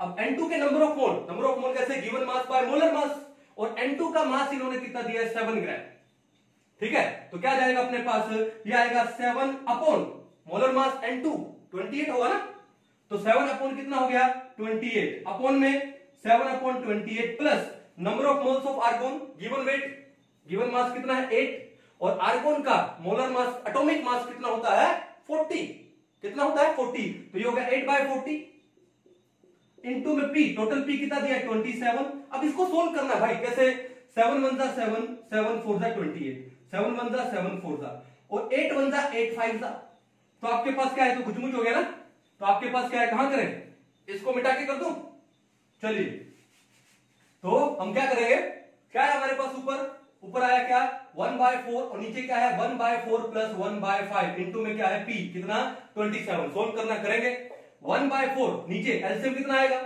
5 × 4 20, नीचे एलसीएम आ गया 20, तो 20 को 4 से डिवाइड करोगे तो आएगा 5, 5 × 1 5, और प्लस में यहां कितना हो गया 4। अब 5 + 4 कितना होता है 9, ये हो गया 9/20, और 9/20 ऊपर जाके क्या हो जाएगा 20/9, और इनटू में क्या है 27। अब इसको सोल्व कर लो, 4 5 = 20, 9 3 = 27, तो 5 3 = कितना हो गया 15, और ये किस में आ गया बार, क्या, पार्शियल प्रेशर ऑफ N2 कितना आ गया 15 बार।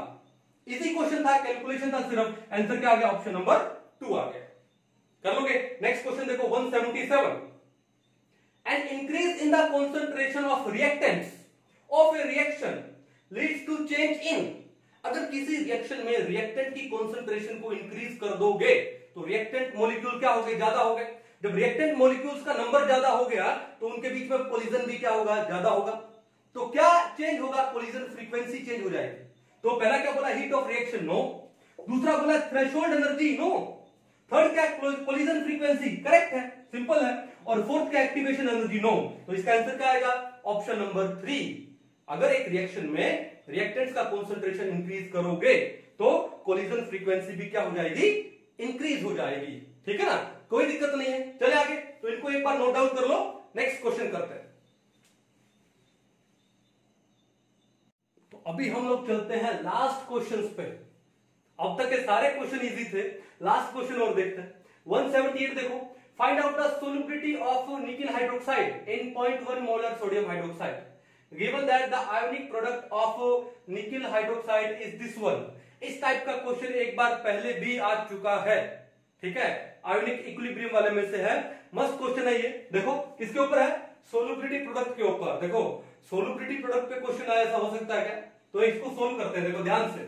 ओके, हालांकि इसको मैं डायरेक्ट बता सकता हूं कि जो KSP है वो क्या आएगा, SC² आएगा, तो हम लोग वैल्यू निकाल सकते हैं, लेकिन मैं थोड़ा डिटेल में बताता हूं। क्या आपको क्या दिया यहां पर, निकेल हाइड्रोक्साइड दिया है, तो निकेल हाइड्रोक्साइड है, ठीक है, तो एक्वस सॉल्यूशन लिया, सैचुरेटेड सॉल्यूशन लिया, तो क्या बनेगा, ये बनाएगा Ni+2 एक्वस, और प्लस में क्या हो गया 2OH नेगेटिव एक्वस।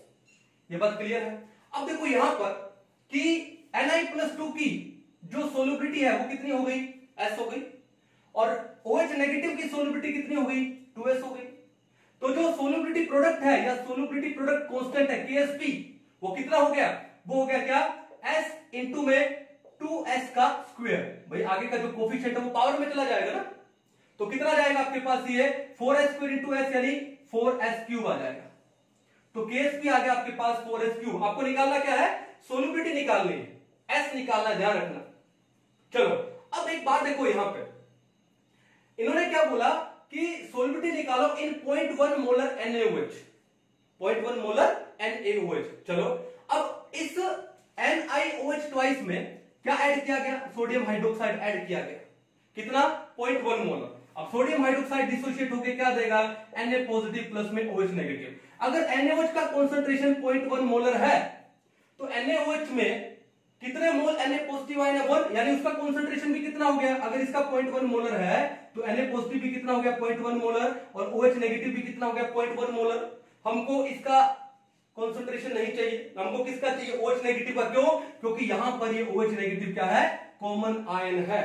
तो कौन सा इफेक्ट लगेगा, कॉमन आयन इफेक्ट। ठीक है, तो अब जो नई सोल्युबिलिटी हुई, अब जो नई सोल्युबिलिटी हुई वो क्या हो जाएगी, S प्राइम हो जाएगी, NiOH का ट्वाइस, नई सोल्युबिलिटी क्या हो जाएगी, S प्राइम। ठीक है, गिव्स यू Ni+2, क्या है, S प्राइम, प्लस में क्या है 2OH नेगेटिव। अब इस OH नेगेटिव का नया सोल्युबिलिटी कितना हो गया बताओ, कॉमन आयन है ना, 2S तो था ही, और प्लस में क्या हो गया 0.1, इसको भी तो ऐड करना पड़ेगा। तो ये हो जाएगा क्या, 2S प्लस में 0.1, तो 2S प्राइम कर दो, प्लस में क्या कर दो 0.1 कर दो। क्लियर है, कोई इशू नहीं है ना। अब आपको क्या निकालना है इसके अंदर, आपको निकालना है सोल्युबिलिटी, निकालेंगे। तो अब जो KSP है, KSP वो कितना हो जाएगा, वो देखो ध्यान से, KSP क्या हो जाएगा, वही S प्राइम इंटू में क्या, ये 2S प्राइम प्लस में 0.1 का स्क्वायर, ये क्या हो जाएगा, KSP हो जाएगा। ठीक है, अब इसको सोल्व कर लेते हैं भाई, तो उससे हमारी सोल्युबिलिटी आ जाएगी, कोई दिक्कत नहीं है। KSP का वैल्यू कितना दिया आपको, 2 × 10⁻15 आपको दिया है, आयोनिक प्रोडक्ट दिया है। आपको क्या दिया है, given that the ionic product of this one, अगर ये क्या है, सैचुरेटेड सॉल्यूशन है, तो इसका ionic product is equal to the किसके, इसका आयोनिक प्रोडक्ट किसके इक्वल होगा बताओ, उनकी कॉन्सेंट्रेट सोल्युबिलिटी प्रोडक्ट के इक्वल होगा। और सोल्युबिलिटी प्रोडक्ट को हम लोग क्या बोलते हैं, सोल्युबिलिटी प्रोडक्ट कांस्टेंट भी बोलते हैं। तो यहां पर KSP का वैल्यू कितना है, 2 × 10⁻15 है, is equal to S prime into, इसको सोल्व करते हैं, A + B होल स्क्वायर का फॉर्मूला हो गया, क्या होता है, A स्क्वायर, ये लो 4S प्राइम, 2S प्राइम का स्क्वायर क्या हो जाएगा, 4S प्राइम स्क्वायर, प्लस 0.1 का स्क्वायर 0.01, प्लस 2AB 2 × 0.1 0.2 इंटू में 2S प्राइम कितना हो जाएगा, 0.4S प्राइम हो जाएगा। अब इसको S से और मल्टीप्लाई कर लो तो क्या जाएगा, 4S प्राइम क्यूब प्लस में 0.01 S प्राइम प्लस में 0.4 S prime into S prime square, क्या आ गया, 2 × 10⁻15 आ गया। अब बताओ, सोल्युबिलिटी बहुत ही कम होती, ठीक है, तो बहुत ही कम होती है, तो सोल्युबिलिटी की जो हायर पावर्स है दैट कैन बी निग्लेक्टेड। अब सोल्युबिलिटी की हायर पावर है S प्राइम क्यूब, निग्लेक्ट कर दो, S प्राइम स्क्वायर निग्लेक्ट कर दो, जो लोअर पावर है S प्राइम उसको रख लो। तो आपके पास क्या आ गया, आपके पास आ गया 2 × 10⁻15 is equal to 0.01 S prime. अब 0.01 को यहां ले डिवाइड में आ जाएगा, तो S प्राइम कितना हो गया, ये हो गया 2 × 10⁻15 अपॉन 0.01, और 0.01 को मैं क्या लिख सकता हूं, 10⁻2 लिख सकता हूं। अभी 10⁻2 ऊपर आके क्या होगा, 10⁻2, और ऊपर ऑलरेडी क्या है -15, तो ये कितना आ जाएगा, 2 × 10⁻13। कौन, नई सोल्युबिलिटी। तो सोल्युबिलिटी कितनी आएगी, 2 × 10⁻13 मोलर। क्या कोई ऐसा ऑप्शन है, बिल्कुल है, option number 4 is the correct one. मस्त क्वेश्चन था ये आयोनिक इक्विलिब्रियम का। जब भी हम लोग सोल्युबिलिटी प्रोडक्ट पढ़ाते हैं तो ये तो जरूर ही पढ़ाते हैं। क्लियर है, आई होप सबका करेक्ट होगा। चले नेक्स्ट क्वेश्चन पे, इजी सा क्वेश्चन है next. Identify compound X in the following sequence of reaction. आपको टोलुइन दिया है और टोलुइन की रिएक्शन कराइए chlorine in the presence of light. तो कौन से मैकेनिज्म से होगी? फ्री रेडिकल मैकेनिज्म से होगी। प्रोडक्ट क्या बना? X, और उस प्रोडक्ट का बाद में क्या किया? हाइड्रोलाइसिस कर दिया 373 केल्विन पे, यानी 100 डिग्री सेल्सियस पे। तो इन्होंने क्या बनाया? बेंजल्डेहाइड। तो पूछा है भैया X क्या है? तो भैया एक बात बताओ, X क्या होगा कि यहां पे टोल्यूइन के 2 हाइड्रोजन को हटा के क्या लग जाएंगे? 2 क्लोरीन लग जाएंगे फ्री रेडिकल मैकेनिज्म से। भाई बेंजाइल फ्री रेडिकल बनेंगे ना, तो 2 क्लोरीन लग जाएंगे यहां पे। तो क्या लग जाएगा यहां पे? इसको ये लो, ये तो ये हो जाएगा CH को मैं यहां लिख रहा हूं, एक क्लोरीन यहां, एक क्लोरीन यहां, तो ये बन गया CHCl2। क्या बोलते हैं उसको? बेंजाइल क्लोराइड, नहीं बेंजल क्लोराइड। CH2Cl होता है ना, CH2Cl, उसको बेंजाइल क्लोराइड बोलते हैं। ये तो CHCl2 है, क्या नाम है इसका? बेंजल क्लोराइड, बेंजल क्लोराइड बनेगा। X क्या हुआ आपका? CHCl2, ऑप्शन दिया है नंबर 2, करेक्ट है। आंसर तो आ गया, लेकिन आगे बढ़ते हैं। अब उसके बाद इसका हाइड्रोलाइसिस किया है, तो भैया जितने Cl है, ठीक है, उनके सामने क्या लगा दो? वाटर लगा दो उतनी, तो क्या निकल जाएंगे यहां से? HCl निकल जाएंगे, और 2 क्या लग जाएगा वहां पे? OH, 2 क्या लग जाएंगे यहां पे? OH, तो डायरेक्ट दिखा दो यहां पे 2 क्या लग गए यहां पे? OH। चलो ये लो, OH, OH। फिर आप उसको हीट कर रहे हो 373 केल्विन पे, 100 डिग्री सेल्सियस पे, तो क्या होगा? अगेन वाटर निकलने वाला। फिर ये बॉन्ड कहां पर आ जाएगा? इधर। तो ये क्या होगा? C डबल बॉन्ड OH, यानी क्या बन गया आपका? बेंजल्डेहाइड। क्या बन गया? बेंजल्डेहाइड। इसका मतलब जो आपका X था वो क्या था? ये बेंजल क्लोराइड था। Option number 2 is the correct one. Clear है? नेक्स्ट क्वेश्चन देखो, urea reacts with water to form A which will decompose to form B when pass through Cu+2 aqueous। बस यहीं पे आपका क्वेश्चन हो गया भाई। यूरिया का फॉर्मूला क्या होता है? एमिनो मिथेनेमाइड NH2CONH2, ठीक है, इनको मिटा दो एक बार, ये तो समझ आ गए होंगे आपको शायद। यूरिया का फॉर्मूला क्या होता था? NH2CONH2, ठीक है, अमीनो मिथेनेमाइड इसका यूपीसी नेम है। अब जब यूरिया वाटर के साथ में रिएक्ट करता है तो क्या बनाता है? Carbon dioxide and ammonia. क्या बनाता है? CO2 प्लस में NH3। अब इन्होंने बोला है urea reacts with water to form A which will decompose to form B and B when pass through Cu2 positive।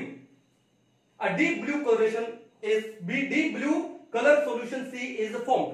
अब भैया यहां पर बात हो रही है किसकी? NH3 की।